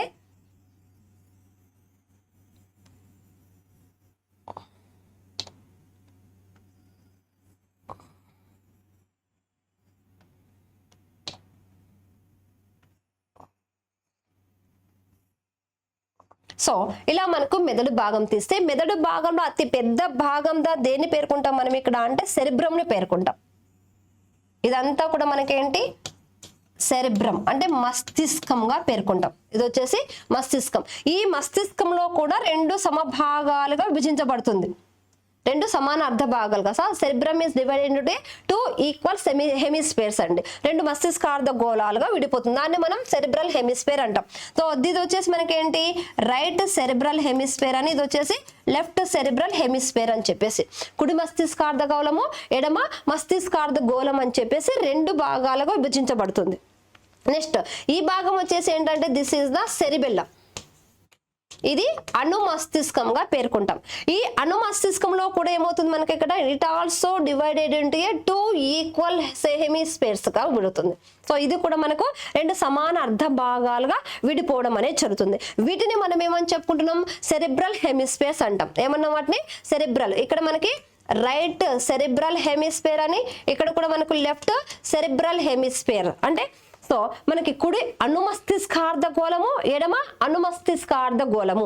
ఇక్కడ కూడా మనకేంటి కుడి మస్తిష్కార్ధ గోళం, ఇది మస్తిష్కార్ధ గోళం, ఇక్కడ అనుమస్తిష్కార్ధ గోళము. సో ఇక్కడ సెరిబ్రల్ రైట్ సెరిబ్రల్ హెమిస్ఫియర్, ఇక్కడ రైట్ సెరిబెల్లార్ హెమిస్ఫియర్. వేరియేషన్ అబ్జర్వ్ చేయండి, అక్కడ మస్తిష్కం ఇక్కడ అనుమస్తిష్కము. ఓకే, సో ఇక్కడ సెరిబ్రమ్, ఇక్కడ సెరిబెల్లార్, సెరిబెల్లార్ హెమిస్ఫియర్స్ అంటే సెరిబెల్లం. ఈ సెరిబెల్లం అనేది ఏంటంటే it is the little brain. ఇది మనకు స్మాల్ బ్రెయిన్ లేదా లిటిల్ బ్రెయిన్, దీన్ని చిన్న మెదడు అని కూడా పిలుస్తాం. So it is the little brain, but it is the second largest part of the brain. So మెదడులోని 2వ అతి పెద్ద భాగము ఎవరు మనకి ఇక్కడ అంటే అను మస్తిష్కము.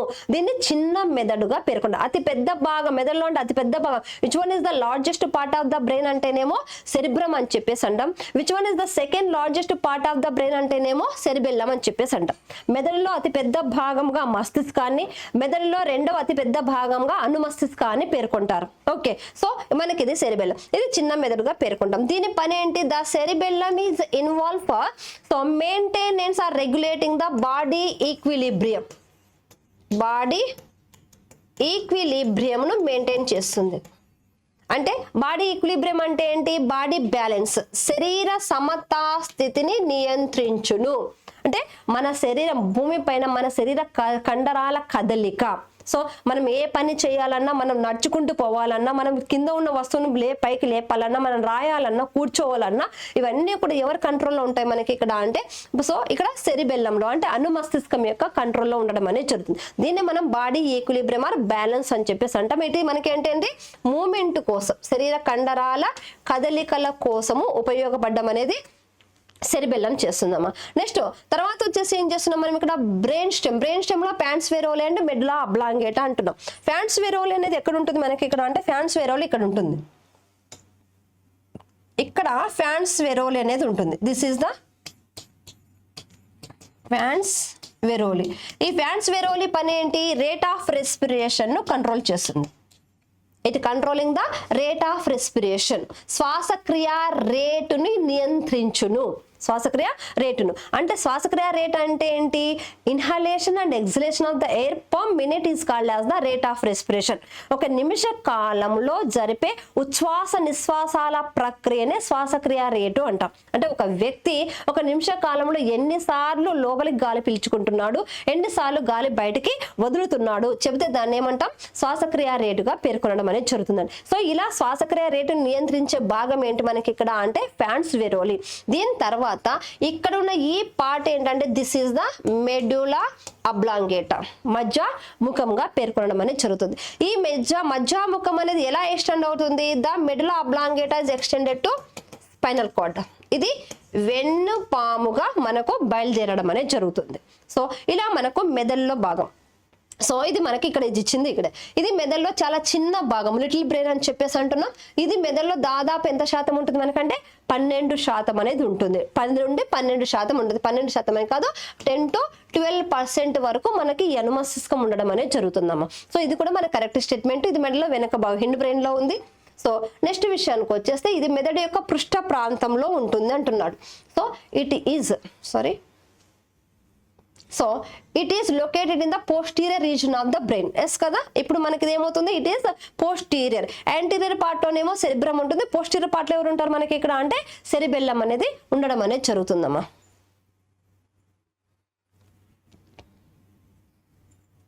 సో ఇక్కడ మనకి ఫస్ట్ ఆప్షనే కరెక్ట్ కాదు. దీనిలో 2 భాగాలు ఉంటాయి, అది కరెక్టే. కాకపోతే మస్తిష్కార్ధ గోళాలు అనేవి సెరిబ్రంలో ఉంటాయి, సెరిబెల్లంలో కాదు. దీంట్లో ఉన్నవి సెరిబెల్లార్ అనుమస్తిష్కార్ధ గోళాలుగా పేర్కొంటారు.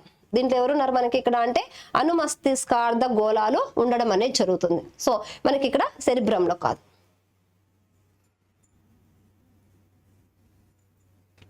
క్లియరా? సో మన ఆప్షన్ వచ్చేసి ఏమవుతుంది మనకి ఇక్కడ which one is the correct option means, so it has the 2 parts which are called the cerebral hemisphere, not a cerebral hemisphere, they are the cerebellar hemispheres అని చెప్పి చెప్పుకుంటాం. So which one is not correct means first one is the not correct answer. Go for next question. So చూడండి, which of the following best represents the cells of the meristem of plants. క్రింది వాటిలో మొక్క యొక్క విభాజ్య కణాలను ఉత్తమంగా సూచించేది ఏది అని చెప్పేసి అంటున్నాడు. Dense cytoplasm, thin cell wall, large nuclei and absence of the vacuoles. So ఇక్కడ చూద్దాం. ఫస్ట్ ఆఫ్ ఆల్ మనకి ఇక్కడ మెరిస్టెమ్ అన్నాడు కదా. సో క్రింది వాటిలో మొక్క యొక్క విభాజ్య కణాలను, మరి ఈ మొక్క యొక్క విభాజ్య కణాలను మెరిస్టెమ్ సెల్స్ ఎవరు చూపిస్తున్నారని చూద్దాం. ఇక్కడ మనకు మెరిస్టెమ్ అనేది ఏంటి, ఎవ్రీథింగ్ అంతా కొంచెం డిస్కస్ చేద్దాం. సో ఇక్కడ మనకు ప్లాంట్ టిష్యూ అండి. The plant tissue is classified into 2 types. One is the meristematic tissue and another one is the permanent tissue అని చెప్పేసి. అంటే మొక్క యొక్క కణజాలం అంటే వృక్ష కణజాలాన్ని 2 రకాలుగా వర్గీకరిస్తున్నారు. 2 రకాలుగా వర్గీకరించే దీంట్లో ఏమవుతుంది మనకి ఇక్కడ అంటే ప్లాంట్ టిష్యూ. సో ఈ ప్లాంట్ టిష్యూ వచ్చేసి 2 రకాలు. ఏంటది మనకు మెరిస్టమాటిక్ టిష్యూ అని అంటే విభాజ్య కణజాలం అని. నెక్స్ట్ దీని తర్వాత వచ్చేసి మనకు పర్మనెంట్ టిష్యూ అనే శాశ్వత కణజాలము అని చెప్పేసి. విభాజ్య కణజాలం అంటే ఏంటి మనకి ఇక్కడ అంటే meristematic tissue cells are showing the continuous division. So వీటిలో విభజన అంటే విభాజ్య కణజాలంలోని కణాలు నిరంతరం విభజన శక్తిని కలిగి ఉంటాయి. ఇది గుర్తుపెట్టుకోవాలి మనకి ఇక్కడ. మెరిస్టమాటిక్ టిష్యూ అంటేనే ఏమంటే మనకి the cells are showing the continuous division. నిరంతరం విభజన శక్తిని చూపే కణాలను కణజాలాలను లేదా కణాలను ఏమంటే విభాజ్య కణాలుగా పేర్కొనడం అనేది జరుగుతుంది. So when the meristematic tissue cells are stopping the division, the produced cells are modified into a permanent tissue. విభాజ్య కణజాలంలోని కణాలు విభజన శక్తిని కోల్పోయి విభజన అనేది స్టాప్ చేస్తున్నాయో ఆ టైంలో ఏర్పడిన కణాలు అనేవి శాశ్వత కణాలుగా మార్పు చెందడం అనేది జరుగుతుంది. ఫర్ ఎగ్జాంపుల్ ఇప్పుడు మనం చూస్తే ఇక్కడ మనకు ఒక కణం ఉంది కదా.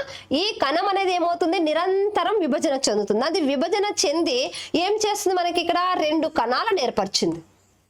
మళ్ళీ ఈ కణాలు ఏం చేస్తున్నాయి, మళ్ళీ విభజన చెంది మళ్ళీ 2 కణాలను ఇలా ఫామ్ చేస్తున్నాయి. ఇలా కణాలు ఏర్పడుతూనే ఉన్నాయి. సో ఇప్పుడు మనకు ఒక కణం విభజన చెంది 2 కణాలు, ఆ 2 కణాలు విభజన చెంది ఒక 4 కణాలు, అవి మళ్ళీ విభజన చెంది ఒక 8 కణాలను అలా ఏర్పరుస్తూ పోతూ ఉన్నాయి. అంటే ఈ కణాలలో నిరంతరంగా ఏం జరుగుతుంది, విభజన జరుగుతుంది. అటువంటి కణాలని మనం ఏమంటున్నాం, విభాజ్య కణాలు, మెరిస్టమాటిక్ సెల్స్ అని చెప్పేసి అంటున్నాం. సో ఇప్పుడు మనకంటే ఇక్కడ విభజన స్టాప్ అయిపోయింది అనుకోండి. ఈ కణాలు అంటే ఇక్కడ ఏర్పడిన ఈ కణాలలో విభజన జరగట్లేదు. సో మరి ఈ విభజన జరగకుండా ఉన్న ఈ కణాలు అన్ని కూడా ఎలా అవుతాయి అంటే ఇప్పుడు ఏర్పడిన కణాలు ఇంకా జరగవచ్చు. ఇక్కడ ఈ ఏర్పడిన కణాలలో విభజన శక్తి అనేది కోల్పోయింది. They are losing the division property. So మరి ఆ డివిజన్ కెపాసిటీ అనేది లాస్ అయిపోయి విభజన శక్తిని కోల్పోయాయి.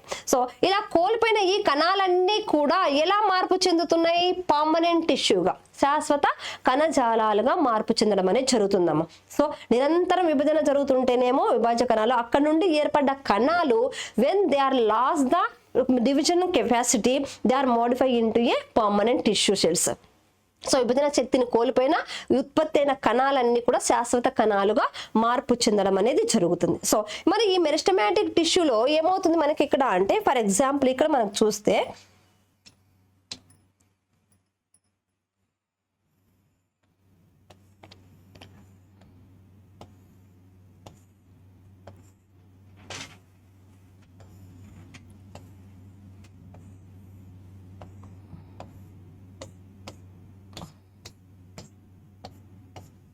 సో ఇలా మనకి సెల్స్ అనే ఉన్నాయి అంటే విభాజ్య కణాలు. ఈ విభాజ్య కణాలలో కణ కవచం అనేది పలుచగా ఉంటుందమ్మా. ఈ కణ కవచం ఏమవుతుంది మనకి ఇక్కడ అంటే పలుచని కణ కవచాన్ని కలిగి ఉంటాయి. They have the thin cell wall.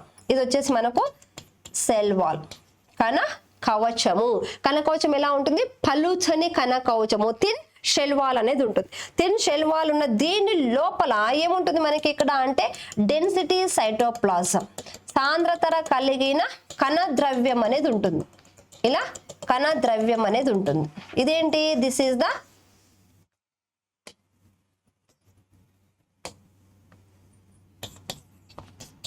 Cytoplasm, కణ ద్రవ్యం అని చెప్పేసి అంట.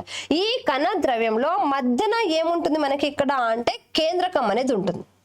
మధ్యలో లార్జ్ న్యూక్లియస్ ఉంటుంది. ఇలా కేంద్రకం అనేది ఉంటుంది. వీటి లోపల ఇలా కేంద్రకం.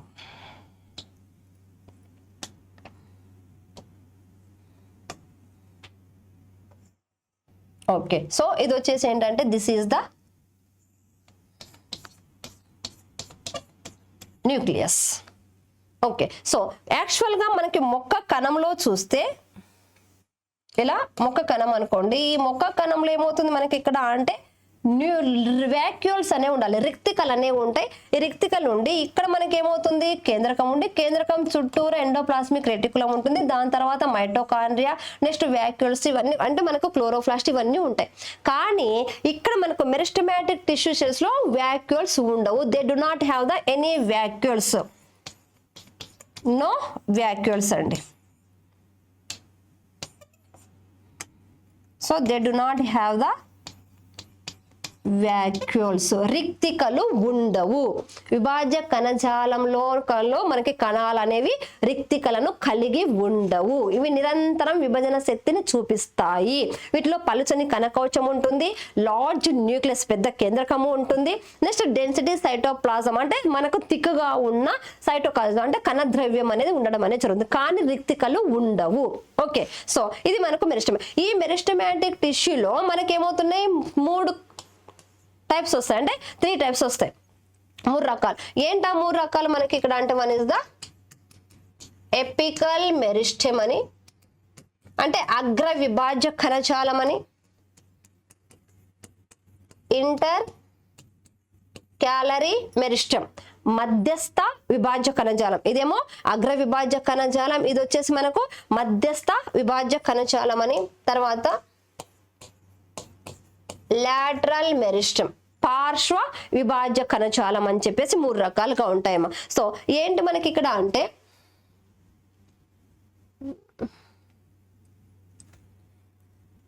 సో ఇక్కడ చూడండి, ఇక్కడ వేస్తున్నా.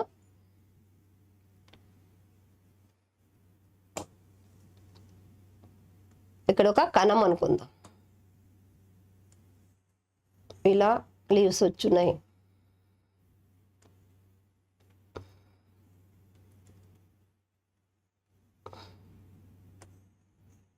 సో ఇలా ఒక మొక్క కణం.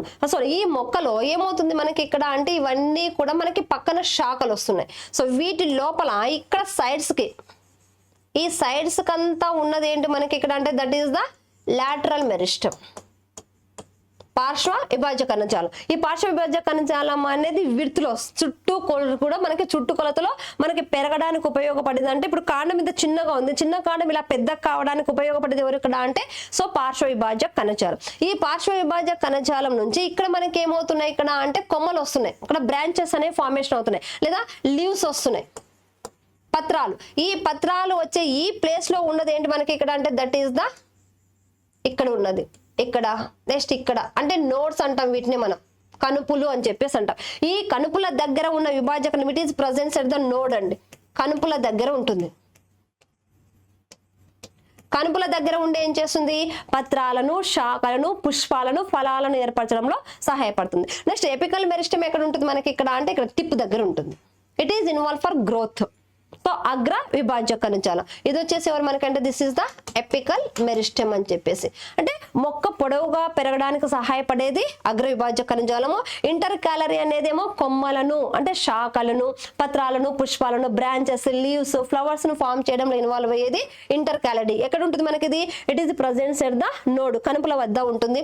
నెక్స్ట్ లాటరల్ మెరిస్టెమ్ అనేది సైడ్స్ కు ఉండేది, చుట్టూ కొలతలో పెరగడానికి సహాయపడుతుందండి. So it increasing the girth of the stem or next root అని చెప్పొచ్చు. సో అంటే మనకి కాండము, రూట్ అంటే మనకు వేర్లు అనేవి చుట్టుకొలతలో పెరగడానికి ఉపయోగపడేది పార్శ్వ విభాజ్య కణజాలం. ఈ కణాలు విభజన శక్తిని కోల్పోతే ఏమవుతుంది, పర్మనెంట్ టిష్యూగా వస్తుంది. ఈ పర్మనెంట్ టిష్యూలో మళ్ళీ 2 టైప్స్ వస్తాయి.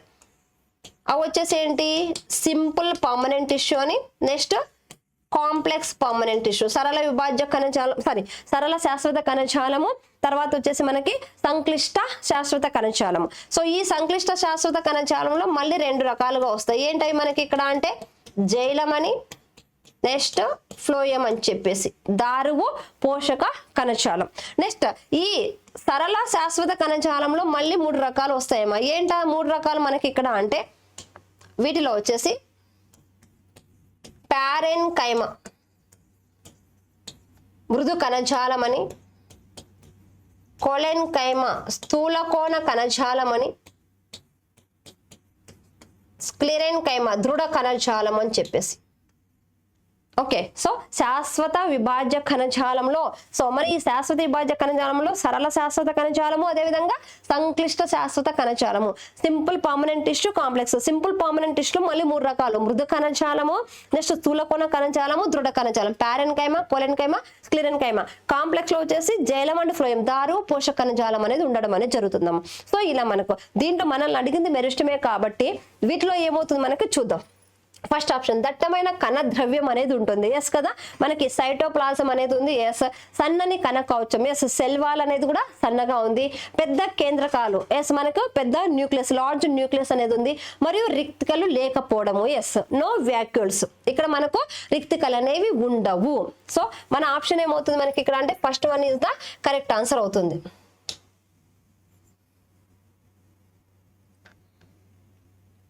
సో చూస్తే మనకి ఏంటి డెన్స్ సైటోప్లాజం, ఎస్. మనకి thin cell wall is correct.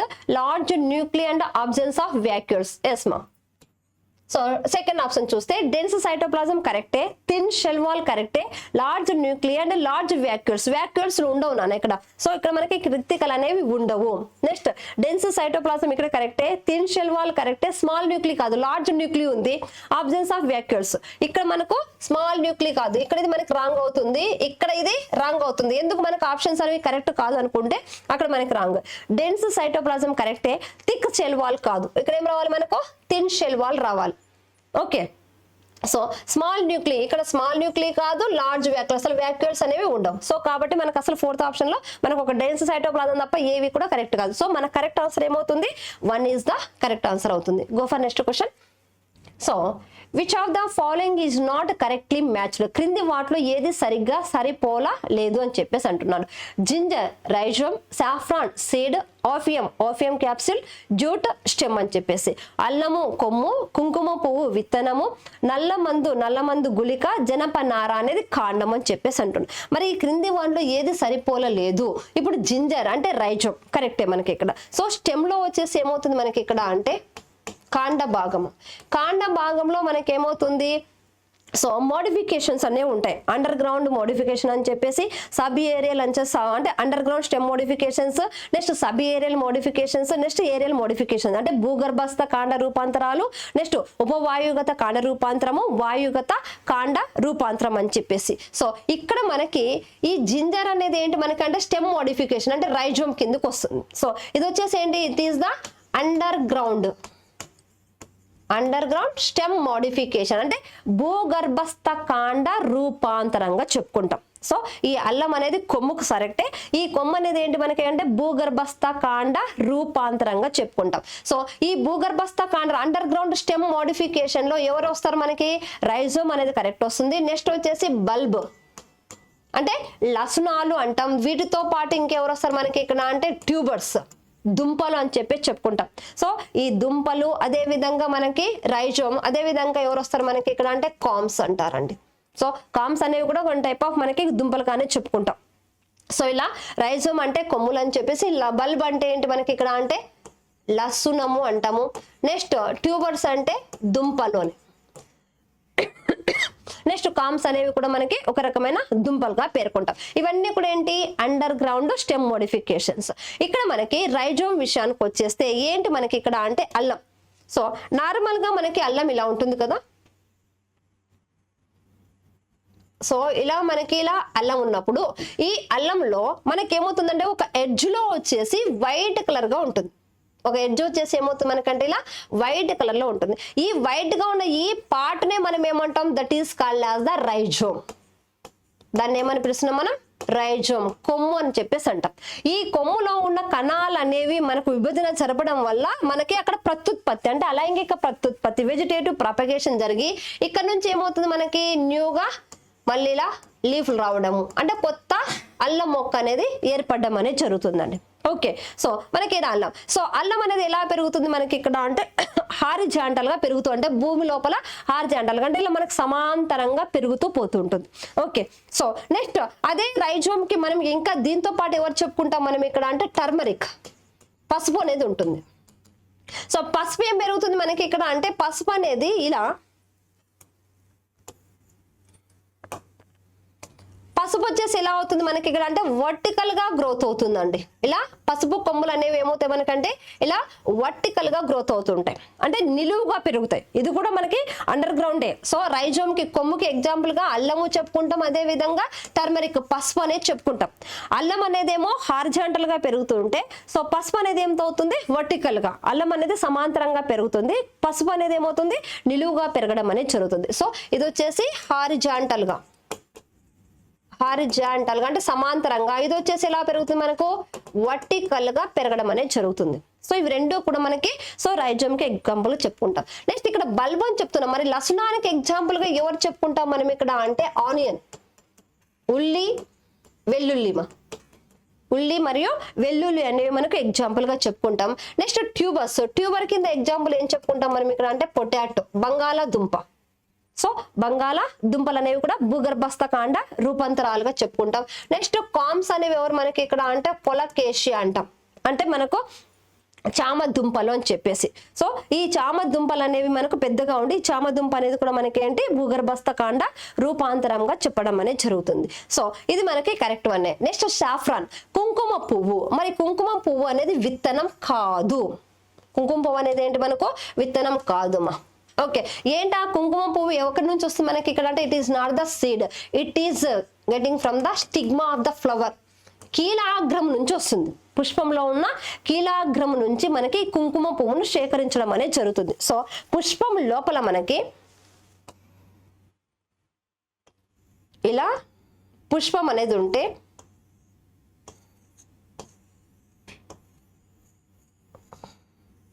వీటిలో ఏమవుతుంది మనకి ఇక్కడ అంటే సారీ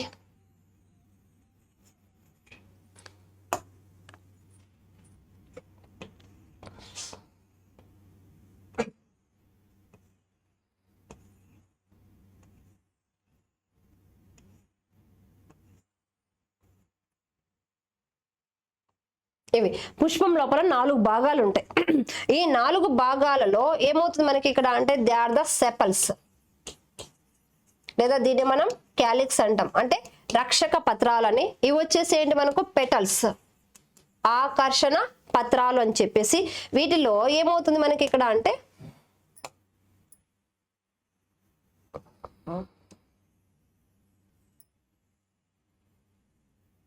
ఇలా పాటు ఉంటుంది. వీటి నుంచి ఎవరు వస్తారు మనకి కేసరాలనే వస్తాయి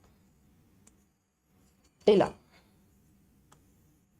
ఓకే, సో ఇది వచ్చేసి మనకి ఇక్కడ వేస్తారు చూడండి, ఈ పార్ట్ ఎల్లో కలర్ పార్ట్ ఇక్కడ ఇలా. సో ఇలా ఉంటుందమ్మా. ఇది వచ్చేసి ఏంటి దిస్ ఈస్ ద ఫిలమెంట్ అంటాం, కేసర దండం అని. ఇది వచ్చేసి ఏంటంటే దిస్ ఈస్ ద యాంథర్, పరాగ కోశం. ఈ పరాగ కోశంలో ఎవరుంటారు మనకి ఇక్కడ అంటే పరాగ రేణువులు అనేవి ఉంటాయి. దీని లోపల పోలెన్ గ్రెయిన్స్ ఉంటాయి, పరాగ రేణువులు అనేవి ఉండడం అనేది జరుగుతుంది. ఈ పరాగ రేణువుల లోపల ఎవరుంటారు మనకు మేల్ గ్యామెట్స్ అనేవి ఉంటాయి, అంటే పురుష బీజ కణాలు అనేవి ఉంటాయి. ప్రతి పరాగ రేణువు 2 పురుష బీజ కణాలను కలిగి ఉండడం అనేది జరుగుతుంది. ఇది మనకు. దీని తర్వాత ఇక్కడ విషయానికి వచ్చేస్తే ఇక్కడ ఇది చూడండి ఈ పార్ట్. సో ఈ స్టామెంట్ ఇదంతా కలిస్తే దీన్ని ఏమంటాం దిస్ ఈస్ ద స్టామెంట్, అంటే కేశరావలిగా పేర్కొంటాం. కేశరావలి అనేది ఏంటి it is the male reproductive part of the flower. Male reproductive part of the flower అంటే పుష్పంలోని పురుష ప్రత్యుత్పత్తి భాగంగా పేర్కొంటారు. ఓకే, సో నెక్స్ట్ విషయానికి వచ్చేస్తే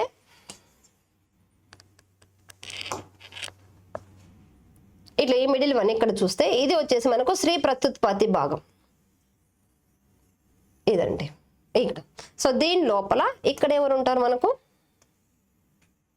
సో ఇది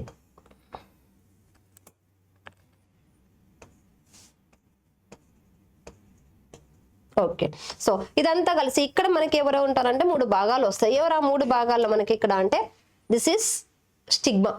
ఈ పార్ట్ వచ్చేసి స్టిగ్మా అంటే కీలాగ్రం అంటాం. ఇది వచ్చేసి స్టైల్ కీలం అని. ఇది వచ్చేసి ఏంటి మనకి ఇక్కడ అంటే ఓవరీ, అండాశయం. ఈ అండాశయం లోపల ఎవరు ఉంటారు ఓవాస్ అనేవి ఉంటాయి, అండాలు అనేవి ఉంటాయి. ఈ 3 భాగాలని కలిపేమంటాం దే ఆర్ ద కార్పెల్, అండకోశము లేదా పిస్టిల్ అని చెప్పేసి అంటాం, అండకోశంగా పేర్కొంటాం. సో ఇక్కడ ఈ పుష్పంలో ఉన్న ఈ కీలాగ్ర భాగం నుంచి ఏం తయారు చేస్తారు మనకు సాఫ్రాన్ అనేది కలెక్ట్ చేసుకుంటారు. ఓకే, సో ఇక్కడ ఉన్న ఈ సాఫ్రాన్ అనేది ఎక్కడి నుంచి వస్తుంది మనకి ఇక్కడ అంటే stigma of the flower. So ఈ కీలాగ్రము నుంచి మనకి ఏం చేసుకుంటాం కుంకుమ పువ్వు అనేది వస్తుంది. సో ఇక్కడ మనకి దేని నుంచి వస్తుందంటే కీలాగ్రము. సో నాట్ సీడ్ అండి, విత్తనం నుంచి కాదు, కీలాగ్రం నుంచి రావడం అనేది జరుగుతుంది. Okay, so next opium. Opium capsules yes మనకు నల్ల మందు మొక్క. సో నల్ల మందు గుళిక. ఈ నల్ల మందు మొక్క అనేది ఎక్కడి నుంచి తీస్తాము ఏంటి మనకి ఇక్కడ అంటే so the opium is extracted from the dried. ఇక్కడ ఏం చూస్తున్నాం మనకు డ్రైడ్ లాటెక్స్ అంటే ఎండిపోయిన లాటెక్స్ నుంచి మనకు ఈ నల్ల మందును తీసుకుంటారు. అవి కూడా ఎక్కడి నుంచి మనకు అన్రైప్డ్ క్యాప్సూల్. అన్రైప్స్డ్ క్యాప్సూల్ నుంచి ఏం తీసుకుంటున్నాం మనం ఇక్కడ ఈ నల్ల మందు మొక్క అనేది తీసుకోవడం అనేది జరుగుతుంది. అంటే నల్ల మందును మనము ఎండిపోయిన మనకి అంటే అన్రైప్డ్ అంటే మనకి ఇక్కడ ఏంటి అంటే ఫలంగా మారకుండా, సో ఫలంగా మారకుండా ఉన్న అన్రైప్డ్ గా ఉన్న మనకి ఈ గుళిక నుంచి దాంట్లో నుంచి వచ్చిన లాటెక్స్ నుంచి నల్ల మందును కలెక్ట్ చేసుకోవడం అనేది జరుగుతుంది. ఓకే, సో మనకు the opium is collected from the dried latex of the unriped capsule of the poppy seeds. So అంటే మనకి పాపీ సీడ్స్ అంటే ఏంటి మనకి ఇక్కడ అంటే దిస్ ఇస్ ద పాపీ అంటాం. సో మన ఏంటి పాపి అనేది అంటే గసగసాలండి. గసగసాలకు సంబంధించిన గసగసాలనే మనకి ఏంటంటే స్పైసెస్ ఉంటాయి కదా, ఈ గసగసాల నుంచి ఏం తీసుకుంటాం మనం ఇక్కడ ఆ గసగసాలలో మనకు అన్రైప్డ్గా అంటే మనకి ఫలంగా మార్పు చెందకుండానే అది ఎండిపోయి ఉంటుంది. సో అది మనకు ఫ్రూట్గా కన్వర్ట్ అయి ఉండదు, అది మనకు సరిగా పండకుండా ఉన్న డ్రై అయిపోయిన అంటే ఎండిపోయిన దాని నుంచి లాటెక్స్ అనేది వస్తుంది. అంటే తెల్లని పాల వంటి ద్రవ పదార్థాన్ని మనం లాటెక్స్ అంటాం. సో ఆ లాటెక్స్ ను కలెక్ట్ చేసుకుంటారు. ఆ లాటెక్స్ నుంచి వచ్చేది ఎవరు మనకంటే దట్ ఈస్ ద ఓపియం అని చెప్పేసి అంటాం. సో ఈ ప్యాపీ అనేది ఏంటి మనకి ఇక్కడ అంటే ఈ ఓపియం కి మనం పపావర్, ప్యాపీ అనేది ఏంటి మనకు పపావర్ సోమ్నిఫెరమ్ అంటాం. పపావర్ సోమ్నిఫెరమ్ ఇది సైంటిఫిక్ నేమ్ అండి. The scientific name of the opium is the papaver somniferum అని చెప్పి చెప్పుకుంటాం. ఈ పపావర్ సోమ్నిఫెరమ్ నుంచి ఏం తయారు చేస్తాం మనం ఇక్కడ అంటే మార్ఫిన్ అనేది తయారు చేస్తారు. Morphine is the alkaloid. Morphine is a alkaloid. ఈ ఆల్కలాయిడ్ అయిన మార్ఫిన్ ఎందుకు ఉపయోగిస్తాం? Morphine is used as the pain killer. దీన్ని నొప్పుల నివారణగా ఉపయోగిస్తూ ఉంటారు. సో ఈ నొప్పుల నివారణగా మనకి మార్ఫిన్ అనేది తయారు చేస్తారు. ఈ మార్ఫిన్ ఎక్కడి నుంచి వస్తుంది మనకి ఇక్కడ అంటే ఈ పాపీ సీడ్స్. ఈ పాపీ సీడ్స్ లో ఉన్న అంటే పండని సో ఆ విత్తనాల యొక్క లాటెక్స్ నుంచి మనం ఏం కలెక్ట్ చేసుకుంటాం? ఓపియం అనేది కలెక్ట్ చేసుకుంటారు. నెక్స్ట్ ఇప్పుడు జూట్ అంటున్నాం. సో జూట్ అనేది ఏంటి మనకి స్టెమ్ పార్టే. సో జూట్ అంటే జనపనార అనేది దేనికి సంబంధించిందంటే కాండం. సో ఈ జనపనారలో మనకి ఏమవుతుంది మనకి ఇక్కడ అంటే ఈ జూట్ ప్లాంట్స్ అనేవి ఉండి ఆ జూట్ ప్లాంట్స్ అంతా కూడా స్టెమ్స్ అంతా కలెక్ట్ చేసేసుకొని దాన్ని వాటర్లో నానబెట్టేసిన తర్వాత సోక్ చేసి దాన్ని కంప్లీట్గా సోక్ అయిన తర్వాత పైనుంచి మనకు లేయర్ అనేది తయారు చేసి తీస్తారు. సో ఆ స్టెమ్ పైన ఉన్న బార్క్ అంతా కూడా కలెక్ట్ చేసుకొని మనకు జనపనార అనేది తయారు చేస్తారండి. సో అదంతా కూడా అంటే స్టెమ్ అంతా కలెక్ట్ చేసేసుకొని దాన్ని కట్టలుగా కట్టేసి నీళ్ళలో నానబెట్టేస్తారు. నీళ్ళలో నానబెట్టేసినప్పుడు ఏమవుతుంది స్టెమ్ పైన ఉన్న బార్క్ కాండ భాగం బెరడు ఉంటుంది కదా, ఆ బెరడు అంతా కూడా మనకి నానిపోయి లేయర్ కింద ఊడిపోయి వస్తుంది. ఆ లేయర్ కింద ఊడిపోయిన వచ్చిన దాన్ని అంతా కూడా ఏం కలెక్ట్ చేసుకుంటారు? జనపనార తయారీలో ఉపయోగించడం అనేది జరుగుతుంది. సో మనకి జూట్ అనేది కూడా కరెక్ట్ ఆన్సర్. ఇప్పుడు మనకి కరెక్ట్ కానిది ఎవరు మనకు సరిపోలలేదు అన్నాడు కదా, which one is not correct అనేది ఎవరు మనకి ఇక్కడ అంటే saffron is the correct answer. Saffron అనేది మనకు stigma of the flower, not a seed of the flower. విత్తనం నుంచి రాదు, అది కీలాగ్రం నుంచి తయారు చేయడం అనేది జరుగుతుందమ్మా. సో మనకి 2 ఇస్ ద కరెక్ట్ ఆన్సర్ అవుతుంది.